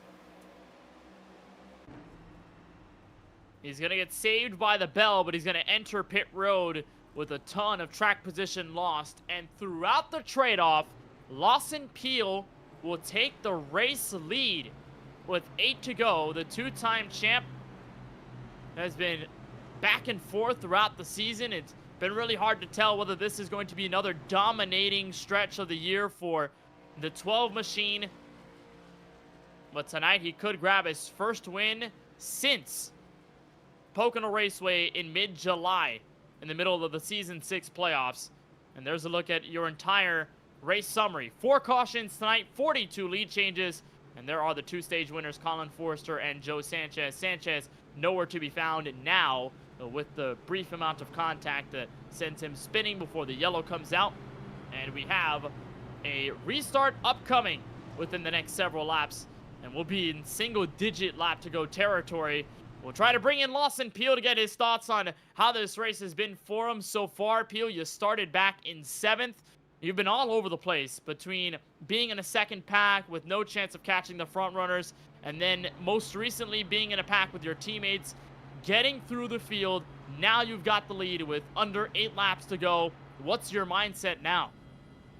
I don't know. I have no idea what's about to happen here, Kenneth. I'm just glad to be in this position because been, involved in 2 wrecks, so had damage repair up until the beginning of the 3rd stage there, and then, immediately lose the draft on the first lap of the 3rd stage, which is just becoming a reoccurring theme. It's really frustrating. So, we spent at least 20 laps working our tails off, to catch the lead draft again. Somehow we're able to do it, and then after the pit stop cycle, we had to do it again there. So, but caught him in time, had a good hookup with my teammates there, and we were pushing through everybody and got Brandon into the lead there. Then, Joe and Brandon and I were ready to go on the bottom there, and I was aggressively pushing, obviously trying to get a 3-car tandem going there and get us all clear on the bottom. And it's a risk, it's aggressive pushing, but there's benefits to it if you can get that 3-car tandem going. But if you're ping-ponging a little bit and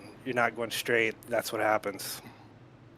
Your former winner here at Talladega Super Speedway, you have a chance at getting your 2nd win at this track and your first of the 2024 season. What would that mean for you? Yeah, it'd be awesome. Man, like I've told you here before, Kenneth, anytime you can just get out of here with a decent finish and not get wrecked, it's all I really look to do, and anything in addition to that's a bonus. So a top 5 or top 10 finish here is just really a bonus. I just want to finish. So yeah, obviously the runs and the momentum changes and side draft and everything is just huge. So it's just if you get the lead, it's hard to keep it. Just gotta be in the right place, right time here. Well, Lawson, we certainly appreciate the time. We're ready for this restart inside 7 to go. Best of luck out there. Thank you. Lawson Peel with the race lead on this next restart from Talladega Super Speedway. And we talked about the struggles that the 2-time champ had to endure to start 2024. A 38th place finish at Daytona, 22nd at Las Vegas, but then rebounded in the best way possible, like we know Lawson Peel best. 4th place at Bristol, 2nd behind the race winner Zach Wilson at Texas Motor Speedway. Can he complete a Talladega win? Pace car makes a run out of 4. Sure hope so. I mean, he earned it to get up here. That's a long drive. He did it 3 times, I think he mentioned, to get back up here. Well, the chance, give him enough time and enough momentum to steal this win away. Steven Stempien on the outside of row 1. They take the Geico restart zone. Green flag waves. 7 remain.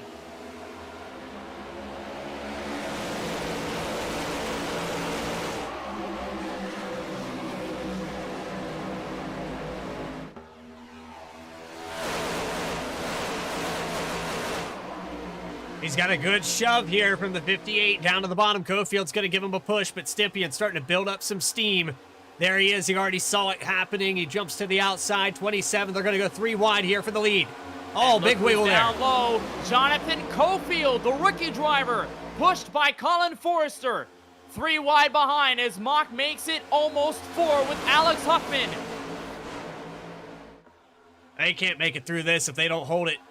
They don't they don't have the room down on the bottom, and Reedy's going to move up. How about Sanchez already back into the top 10? And he's going to get pushed by Ross Harlow, who also lost a ton of track position as of late. They might have a shot before this is all said and done. 6 to go at the stripe. Isaac Mock and Kip Beasley with a bunch of others still making it 3 abreast for multiple rows on back, while Lawson Peel holds on to the lead out of turn 2. And the run by Winters behind him. I mean, these guys cannot get organized or work together from about 10th on back. We've got broken tandems of cars working back and forth, and the 88 has actually pushed Lawson Peel almost a full car length ahead of the rest of this pack. Lawson Peel hasn't won a race since Pocono last season in the playoffs. And after a sluggish start to the 2024 year, he could erase all of the bad memories with a win. Stepien down low. He's going to ditch the 12 car. Shane Wyatt to give the push. The 88 of Stepien back to the point. 5 laps to go. Oh, and they are wrecking back there deep in the field. A big one at Talladega. Mock, Kelly, Erb, and others in it. And with that, we might be headed to overtime for the 5th straight time at a super speedway. That's a close one there. I think a lot of guys got out of there pretty unscathed, but you saw Mock pinned up against that outside wall. Let's go back on the instant replay and find out how this begins. I think the big check up there with the 12. Sanchez almost gets involved again, but it starts with Mock. That's just the accordion effect of that Stepien leaving the 12 out to dry. It's all about the domino effect and how it ultimately goes trickling down through the running order as Peel lacked all the momentum. Chris Shoemaker and Joe Sanchez wanted to give him the push, but in turn they just check up and it just sandwiches the 47. With Sanchez ahead, Erb behind, and Erb is there to tag him on the left rear of the race car, sends him down into Logan Sturgeon, and as Isaac Mock runs it up the hill, he finds Curtis Kelly and Sean Kalis, sending them careening hard into the outside safer barrier. A wide aerial look at the checkup, and the crash that ensues. Watch Erb drift this corner to get it back straight. I mean, he did what he had to do, mitigating the damage. He kept that car kind of in its own lane. Kudos to the 20. I know he lost a ton of positions out of that, but great job to get that car back straight.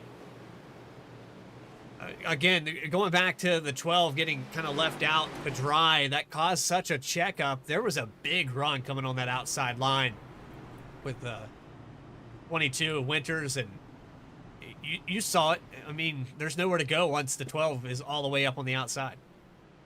Not a lot of space to go around, and Jesse Whittington in the 94 also gets a piece of this. So does Zach Wilson, who had a good start to this race, and the Texas winner was sort of put up in smoke as a result. And I want to see if we can get another replay at this, Bradley, from the look of Chuck Feltz in the 75 for Poman Motorsports, running in front of Alex Huffman, who was in the middle of 4-wide action not too long ago. As they all check up, here's a look from Feltz, all the carnage right in front, and Feltz gets away from it all. How in the world did that happen? Let's go on a blimp camera and figure this out, because he had, it was going on both sides of that car. Watch this. Everyone goes up. Feltz stays where he's at. He's got all the smoke in front, and the seas part. Clean race car from start to finish on that wreck. I'd go buy a lottery ticket if I'm Chuck Feltz right now. Hey, that's extra money saved for Poman Motorsports. No need to spend it on more wrecked race cars. Feltz got a pretty clean one tonight. Sure. For sure. And, you know, kudos to a lot of those guys mitigating the damage. You know, they did hit the wall or what have you, but these next-gen cars are robust enough that they can come down and get that, you know, 30, 40 seconds. Plenty of time here at Talladega to do that. They can come in, get that patched up, and still have a car that's in contention to win this race. And we go back to think back in the 2018, 2019 season where these cars are getting changed over. If you just breathe on them wrong, you're done. now you can afford that 4X or 8X and still come out and win this race. So I enjoy the fact that we can keep so many guys in contention. That would have been a day ender for a lot of this field a couple years ago. Well, in turn, we have a restart inside, 3 to go, which means we are extending this race past the 500-mile distance. The 5th straight time we do that at a super speedway. And another time we do it in Season 6. We saw it happen at Daytona. And we know that over the last several races, we've had some really close finishes, even if it's not been in overtime. But tonight will fall in that category. 5 cautions tonight, which we probably would have expected more to track this chaotic, but field has kept it really clean. We've had a beautiful strategy race to discuss with you on VSPEED before we get to the end of this race here. It's Steven Stepien on the front row with Shane Wyatt on the inside. Justin Winters, Garrett Brown flanking either side of row 2. Brandon Banks and Jonathan Cofield in the 3rd row. Austin Reedy, Lawson Peelback to row 4. And Ross Harlow, Justin Hendry to round out your top 10. What's at stake? Stepien's 2nd race win of the season. He'll be the first repeat driver to win in 2024. Shane Wyatt searching for his first career Sunoco Cup Series W. Justin Winters looking for what would be his 2nd win at this super speedway. Garrett Brown looking for his first win in a minute. Jonathan Cofield, after what's been an abysmal start to his rookie campaign, looking for his first checkered flag. Brandon Banks wanting to get back to victory lane for the first time since April 30th of last year at Dover Motor Speedway. Bradley, who do you have? And is it any of the guys that I just mentioned? Well, there's a first time for everything. I think Shane Wyatt's in a good spot right now. He has a guy behind him that is also hungry for a win this season, but to get the first one, I think right now, I'd tag along with the 16 car, see if he'll push me up there. However, you've got Stepien, who's very tough no matter what scenario he is in. I'm going to vote 27 here for this restart. All right, interesting call. Shane Wyatt in that simrapmarket.com Chevrolet Camaro, sort of in and out of the spotlight throughout the entirety of the race. And what's even better for these guys at the front who have been fighting Fast Banana all night long, Austin Reedy's in 7th, Colin Forrester in 10th. Not near each other at all. Ready for the restart. On our first attempt at overtime from Talladega, pace car makes the left entry to pit road. Steven Stepien and Shane Wyatt will lead the large group of race cars to the start-finish line for what could be our final green flag of the race. Restart, lap 188.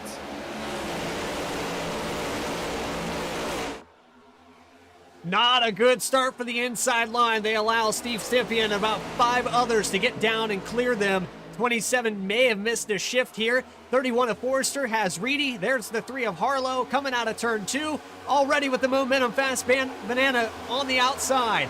And they hook up almost immediately. Colin Forrester and Austin Reedy go nose to tail. Wyatt gets shot up the racetrack. Ross Harlow in the middle, pushed by Dakota Curtis. They try to settle themselves out. If they get to the line, this will be official. Stepien up front with Winters behind him. Brandon Banks to close out the top 3. They're about 3 wide all the way through the top 15. Brown up high, pushed by Peel. We go to the white flag. This race is official to the flag. And the 88 hold him up here. He is pushed out way far. It would appear that he does. Oh, there's contact with the 22, his partner. It looks like Stepien could run away with it as the entire field. Sanchez still has the run, though. They are all wiped out. At the exit of turn 2, it leaves Steven Stepien ahead by 0.2 of a second. And here comes Sanchez. The push by Huffman gets him to the front. 3 cars into 3 and 4. Huffman and Sanchez move ahead. Stepien all by himself. Does he have enough time? Out of the final corner, Joe Sanchez, after the field wrecks in turn 2, could have a shot at winning. Huffman, the last chance. Here comes Stepien, 3 wide to the line. Photo finish. And it's going to be Alex Huffman, the winner from Talladega.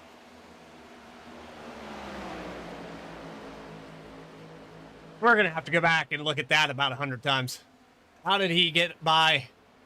I mean, he was down all the way on the apron.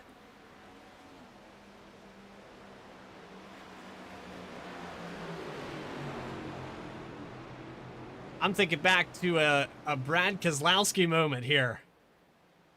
You want to do your your impersonations again? How did the 10 win? Thought it was going to be the 88 on the resurge there on the outside, but wow, congrats to Alex Huffman.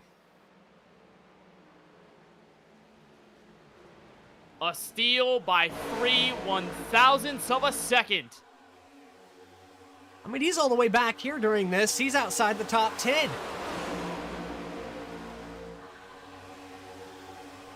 There's a big wreck here in front. Remember that, and that's on the... This is the white flag now.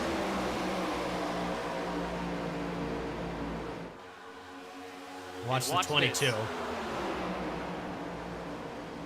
That's the Allen's Legacy Racing teammate of Winters, who gets torn up in this huge accident. Wyatt Brackett and Chris Shoemaker go hard into the outside wall.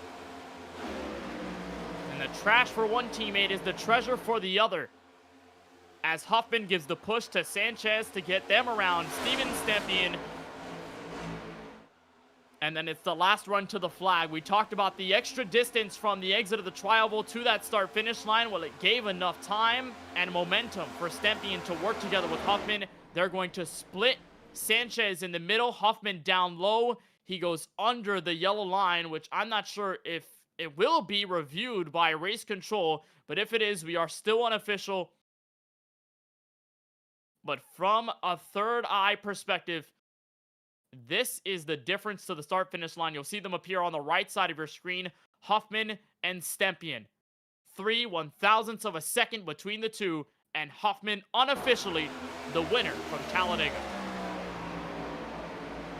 Yeah, that's the only questionable part of all of this is as they're coming through the tri-oval, and you know, I don't know if maybe that's considered a racing move if he got forced down there, but you can see him, he lags back, and that's really smart on his part because he got the 88 connected back to the bumper. So that's the only chance he has, is to get someone pushing him again. Right here, I think it's a block that maybe he just has to go down there to avoid crashing the 55. I don't know if that's what they'll work with, or was it advancing his position intentionally below the yellow? Let's go on board with him real quick, and I don't know what your opinion is on this. Up for debate for those at home.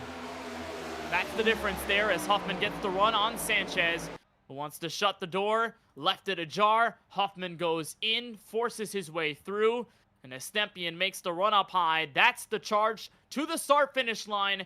And unofficially, Alex Huffman is officially a Sunoco Cup Series winner for the very first time. He becomes the 5th different winner of the 2024 season.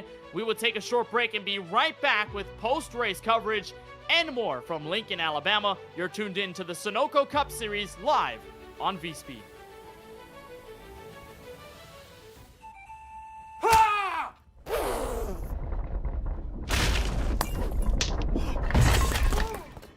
What got into you? At Sunoco, we know how to fuel peak performance. Fuel your best. Fuller, Yeah, needed F-150 for Smith build. got it. Yesterday. I know. Don't forget my BMW. Gotcha. Check this out. All the major online automotive sites in one place. BMW, done. F-150, done. How's he do it? I can search nationwide, even those classified sites. Auto Tempest, all the cars, one search. That's how I do it.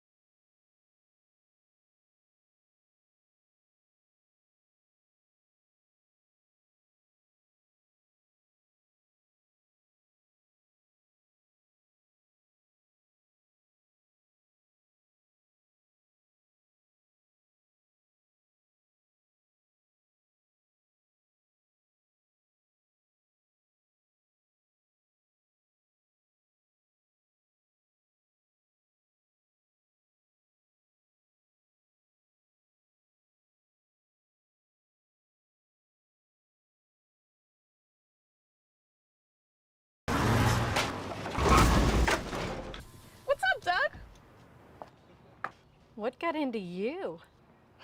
At Sunoco, we know how to fuel peak performance. Fuel your best. For the 5th straight time at a super speedway, we end a race under overtime conditions. And for the first time in his Sunoco Cup Series career, Alex Hoffman gets the W on behalf of Ellen's Legacy Racing by 3/1000ths of a second over Steven Stempy. And here are the race results after 5 cautions and 189 laps on one green-white checkered attempt to end it. Joe Sanchez finishing in 3rd after he basically got jumped at the entry to the tri-oval and didn't have any drafting help. Dakota Curtis somehow emerges from the chaos in 4th place. Logan Sturgeon, who finished in 2nd the last time we visited this 2.66 mile behemoth, he is inside the top 5. Isaac Mock to come home in P6 behind him. Shane Wyatt, who was in the front row on our final restart, comes around to 7th place. Ross Harlow concludes our top 8. Justin Erb for TOW Racing finishes 9th, and Lawson Peel recovers to another top 10 finish here from Talladega. And kudos to Lawson Peel because he was the first car that the 22 hit when he went to the outside wall. How he got 10th position, still have a lot to unpack here on this finish. Bill Schoonover is going to come home in 11th position. Kip Easley, a car that ran up front, got there towards the end of this race. He's going to finish 12th. We got Garrett Brown in the 16. He's going to come home 13th. But Justin Hendry, who led a few laps here today, top 15 day. How about Jonathan Cofield? Finally, a finish worth writing home about 15th position for the 58. Zach Wilson, up and down day all day long, especially towards the end. 51's going to come home 16th, and it's Brandon Banks in 17th. Colin Forrester, unfortunately, the 31. There's Justin Winters. Those guys all getting caught up in a big wreck. And to round out your top 20, it's Austin Reedy. Not a good day for Fast Banana. Kind of a repeat of Daytona. And then you've got 17 more. It starts with Wyatt Brackett, the fellow teammate of Reedy, back in 21st, a lap down. Chris Shoemaker in 22nd. Keep in mind, a lot of these guys were involved in that heavy last lap accident. Chris Shoemaker, Charles Feltz, Curtis Kelly, and Casey Knighton to round out your top 25. Then behind them, Stephen Harlow, not a finish reflective of his overall performance this evening. Richard Swavely back in 27th. He's the first car 2 laps down, followed by Brad Fulham in 28th, Dustin Reeves in 29th, and former Dega winner Aaron Adcock to round out your top 30. Then the 7 to bring us home: Chris Progar, Alex Muscarella, Jesse Whittington, Sean Kalist, James Kunkel, Austin Shoemaker, and Ray Rogers. The bulk of these guys finished this race at the end to the start-finish line. A lot of them kept it clean. Did get very crazy near the end, but that's your 37 car field at the wave of the checkered flag. Let's head to victory lane, where we are joined for the first time ever in his career by Alex Hoffman, driver of the number 10 for Allen's Legacy Racing. And Alex, I'd imagine you had so many emotions in those final 2 laps. Your teammate gets involved in a pretty heavily sustained accident, coming to the white flag. You end up all by yourself with Joe Sanchez and Steven Stepien. And in all that, you win by 3/1000ths of a second. What are your feelings right now in your first career Sunoco Cup win? I can't believe I won. That's about the only emotion I have. Missed the wreck out of 2, and I just saw one car there in front of me, and it was Joe, and decided to push him. And then as soon as I got him cleared, I was like, my only option is to lay back to Stimpy, who I have plenty of racing with, and try to get a push from him. And luckily, it worked out. I mean, that was a lot closer than I wanted it to be. And imagine it was really close. 3/1000ths of a second. I'm not sure if it gets any tighter than that, but you came into the restart pretty far out from the top 10. You were pretty distinct in the mid-pack. You were finding your own way. What did you see from the front windshield, and how were you able to get by the entirety of the mess to give yourself even a shot at a win tonight? No, the previous restart, I got forced 4 and lost spots, and I was just thinking to myself, I'm gonna take every bit of momentum I can from this next restart, and that's all I did. I restarted 16th on the top. I was gonna go with Dakota Curtis, but everything that shuffled out down the back stretch didn't allow it to happen. So I saw a lane open on the bottom, went low, took the momentum forward, and then when Justin got turned there in turn 2, it was just a full steam of momentum for me on the bottom. Had enough pull to get to Joe and just push. That's all I could really do, is just take the momentum where I could and keep my foot down. And just try to win it or at least get close. You do so in crazy fashion, and I'm pleased to tell you that you are the first rookie to win this season. I'm sure that must feel really good. Oh yeah, it feels pretty good. I sometimes forget I'm a rookie in here. It's I come from won the Xfinity title, so I mean, I guess this is a good way to jump into the Cup Series. 5 races in, get a win at a plate track. Hopefully, I have some better luck on every other track. It's not been the best lately. And let's talk about your rookie season up until this point. Your best finish was 18th, and that came courtesy of our first super speedway race this season at Daytona, but then 25th, 27th, and then 22nd 2 weeks ago at Texas. It didn't seem, despite your great pace throughout the race, that the finishes were going your way. What does this mean for you to get your first win tonight in this fashion? And what does it mean for Allen's Legacy Racing, a newly formed team for 2024, to get their first win here at Talladega? It honestly means a lot. Me and my cousin, when I got promoted up to Cup, we were just like, hey, let's just be teammates. And we wanted something to honor my grandpa, his uncle, and we decided to go with Allen's Legacy as a name after a lot of debate and trying to figure out what we wanted. And honestly, it feels really good to win for my grandpa. That's why the front of our cars on the lower hood, we have Do It for Allen. As always, we'll have him on there. He was my biggest supporter in our racing, and I miss him dearly. But I know he's probably laughing about that finish. A win that's meaningful on many fronts. We love to see it. Alex, before we let you go on this win from Talladega Superspeedway, anyone in particular you want to thank for tonight's run? Of course, got to thank family, the family and friends that support me on this. The guys at SHR that kind of give me a hard time every day, every Monday when I don't win. Deb at Old School Diecast, she's been on the car for years, and love seeing her whenever I go back up to Evansville at this point. But she's awesome, and check her out on Facebook, Old School Diecast. MR Squared Roofing, Kinder Performance Group. If you're at Millbridge and you need a champ cart, flat cart, or a junior wing buggy, hit him up on Facebook. He'll get you sorted out. Well, Alex, on behalf of all of us at the VSPEED broadcast team, a large congratulations to you and the Allen's Legacy Racing team on the first win here at Talladega Superspeedway in stunning fashion. Congratulations on the win. Enjoy it as much as possible. We know it's going to be a lot heading to Kansas Speedway, and best of luck on the rest of the campaign. Enjoy this one. Congratulations. I will. Thank you. Alex Huffman, the winner here from Talladega Superspeedway, the first ever for him and the first for Allen's Legacy Racing. And also big too, this is the second straight race at Talladega in which a rookie grabs their first career win. Meaningful all the way around. It was the first full return for the 88 of Steven Stepien, and in this race with the Dale Jr. scheme, he comes home in second. Bradley Cooper, you've got him. Yeah, Steve, nice return. I mean, not quite what you wanted to put together. You led a lot of laps here today. You were up front for the vast majority of this. Seemed like the guys that you worked together with for most of this race had fallen out towards the end. A lot of problems for Stephen Harlow and Ross Harlow there with about 5 to go out of the picture. It looked like you were just clawing to survive, and I'm sure that the adrenaline was pumping when you saw the scenario behind you.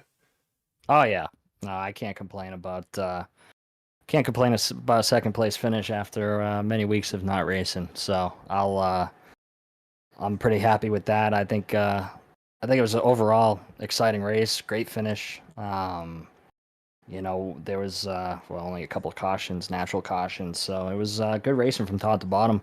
I had a lot of fun.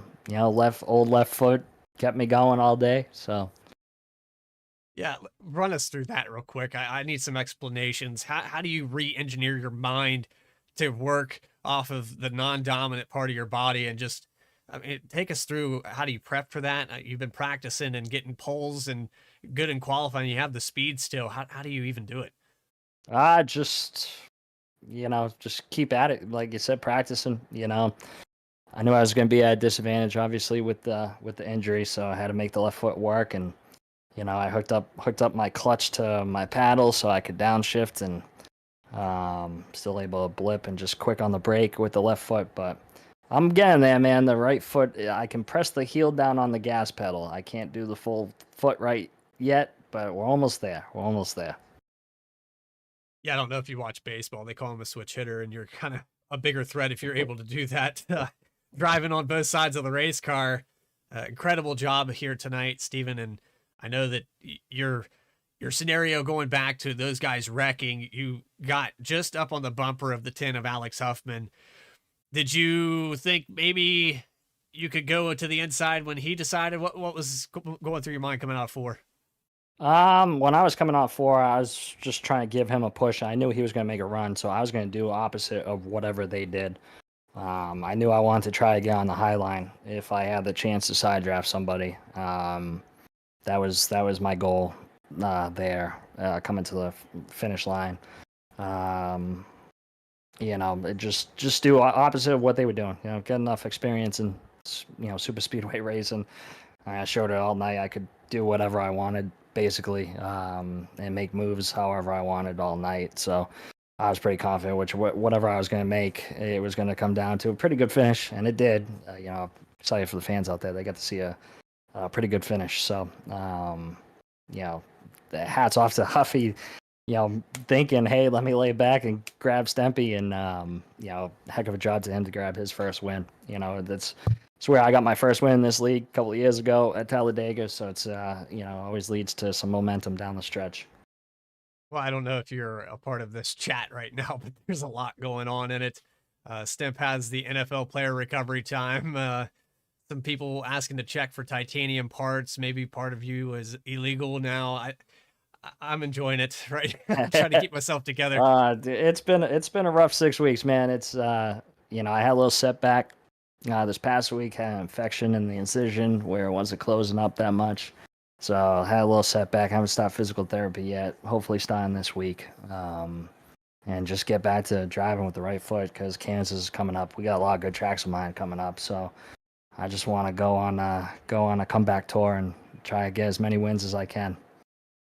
Well, Steven, congrats on the first full race back and getting the second position and getting up here to talk to us. Is there anybody you could shout out for tonight's performance? Yeah, you guys, obviously, for the work you guys do. I saw like 60, 70 people at one time watching the race live, so that was awesome. Obviously, the work the admins do here, Dakota, Dustin, great job as always. And my teammates dropping the hammer. We didn't get the finish that we wanted. We stayed pretty good all race long. We were working well together. I'm just looking forward to jumping back in and running full time with these boys, because they're fun to race with. And shout out to my pops out there, my beautiful wife, my son, my soon-to-be daughter, and Huffy for his first win. That was a hell of a win. So I'm glad he got one. If I wasn't gonna get one, somebody better be getting a first timer. That's all. That's all I gotta say. Well, that's the attitude to have, though, and we appreciate your time, Steven, and hopefully you get healed up, man, because it sounds like you're going to have another little one running around here very soon. So hopefully you get back to square one. My wife's going to kill me soon, so I got to get back. I got to get back to it. So fair enough, man. We'll appreciate I'll talk to you guys. We'll see you in a couple of weeks. Take care. Steve Sempian, second place finisher here tonight at Talladega. See if we can grab the third place finisher from Dega. That is Joe Sanchez, who got caught sort of blindsided there at the run to the start finish line. Joe, is there any proper way to describe that? I mean, you're by yourself, you don't have any drafting help, and then you've got Alex Huffman and Steven Stepien just charging at what feels like 100 miles per hour faster. What's going through your head in that moment? Yeah, I knew once he dragged the brake a little bit to let Stempien get back to him that I was a sitting duck, and I tried to do a block, but once I realized they were probably about 10 miles an hour faster than me, it wasn't really worth it. So it sucks to finish third by I don't know, less than half a tenth, but it's a lot better than where I thought I was going to finish, so I'll take the podium. And as we were coming to the green flag restart, you crossed the line in 14th place. You went under Justin Hendry to make that move immediately. Then you worked with your teammate Lawson Peel until the monumental wreck that happened in the middle of the corner. How were you able to conjure up that run to give yourself that position to where you could be around Stempien and be around Alex Huffman to go for your second win of the season? I knew the top would really be where you want it to be for the runs, but I knew that if there was a wreck that they would all go up. So I just try to stick it to the bottom and hopefully have a way out, which I did luckily.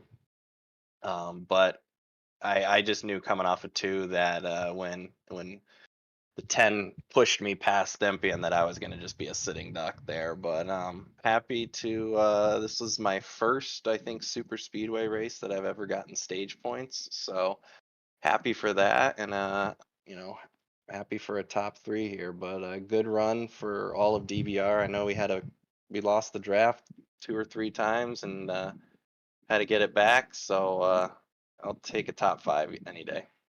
Well, this is overall your 4th top 10 finish of the season over the first 5 races. I'd say there's a lot of consistency at play there, and it comes down to your speed, of course. And I know tonight was all over the place, sort of fell down to luck a little bit, but 3rd place still and a stage win will surely mean a lot. Kansas up next before we have the All-Star break to bring us to the rest of the regular season schedule. How do you parlay that momentum into our 3rd mile-and-a-half race of the season?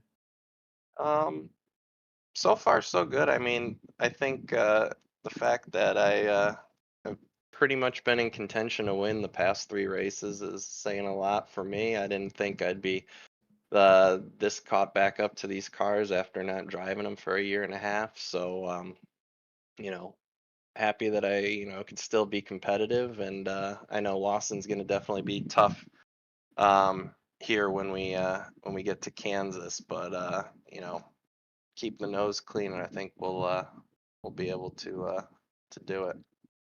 I've heard conversations about how you were able to pick this car back up so quickly and immediately get a win at Bristol Motor Speedway after not touching this car for so long. You felt like you were absolutely cracked at this car from day one. But you get a 3rd place here at Talladega. Before we let you go, anybody else you'd like to thank for the podium run?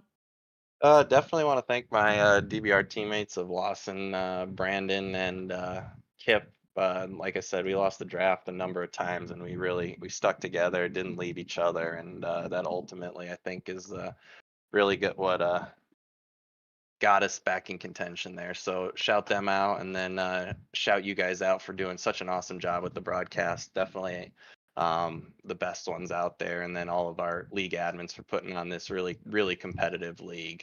And then obviously our team sponsor and Paul's Setup Shop. Well, it's always much appreciated, Joe. Great always anytime we get to talk to you, and congratulations on the P3 finish from Talladega. Best of luck at Kansas Speedway 2 weeks from tonight. Thanks.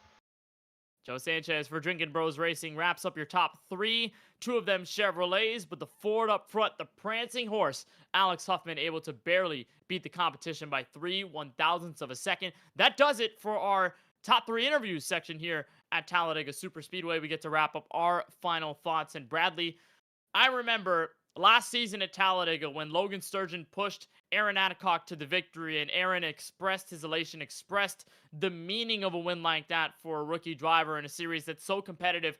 I'm sure that Alex Huffman had to feel the exact same emotions, even if it came down to the wire. Yeah, and you're always going to remember that the first time you do anything on these races, it's always going to stick with you for, I mean, we're not selling this short at all. I remember my first win. I'll always remember that. And it was something special, and to get it anytime at any point, and then to do it in a race that's so prestigious, in a league that's well established with guys that are very, very competitive week in, week out. You're going to see Alex Huffman probably turn up the intensity as well, because he's going to want to relive that. It kind of becomes an addiction at that point. A driver that didn't have the finishes to reflect his runs over the first several races, but one that was sort of knocking on the door. You'd always see him in the top 10, running in the top 5. He had a phenomenal run at Texas not too long ago, and certainly one that was worth remembering. Tonight he gets to fully relish in the victory for not only himself, but his team at Allen's Legacy Racing. So that takes us out of Talladega, our second super speedway race of the season. And Bradley, it looks like we go back to normal racing. 1.5 mile action at Kansas 2 weeks from tonight. Your thoughts on that race and how that one will go? You called it normal race, and I mean, this is pretty normal for me. I think the action we saw here today was phenomenal, but yeah, 1.5 miles, we're back to what we're used to seeing, where guys can run it out, maybe save some tires, get a big run, qualify ahead of this field, and save their stuff. There's a variety of different ways to get around this racetrack, but catch us there next week, or 2 weeks from today, May 5th at 8 p.m. Eastern Time. Kansas Speedway, I mean, it fits right there in the wheelhouse of what we did at Las Vegas, where you're going to see Lawson Peel, maybe Mirinda up there. Mario Mirinda's phenomenal drive at Vegas, a little cut short. And then you had Joe Sanchez, who did well at Texas. So these mountain half tracks favoring the guys that were just on the edge of the top 3 here today. And Lawson Peel, winner the last time we were here at America's Heartland. That goes Cinco de Mayo Racing, May 5th, 8 p.m. Eastern. You can find that broadcast and every race of the 2024 Sunoco Cup Series season right here on the VSPEED YouTube channel. Well, that would do it for our coverage of the Sunoco Cup Series from Talladega. For Dakota Kernis and the entire admin team at the series, for Adam Baker for all of his behind-the-scenes work at VSPEED, and for my producer/colleague in the booth, Bradley Cooper, I'm Kenneth Bueno. Thank you for watching our coverage from the Alabama Gang Superstretch and Talladega. A big congratulations to Alex Huffman on his first career win. We'll see you in 2 weeks' time as we ship off to Kansas City, Kansas for Kansas Speedway.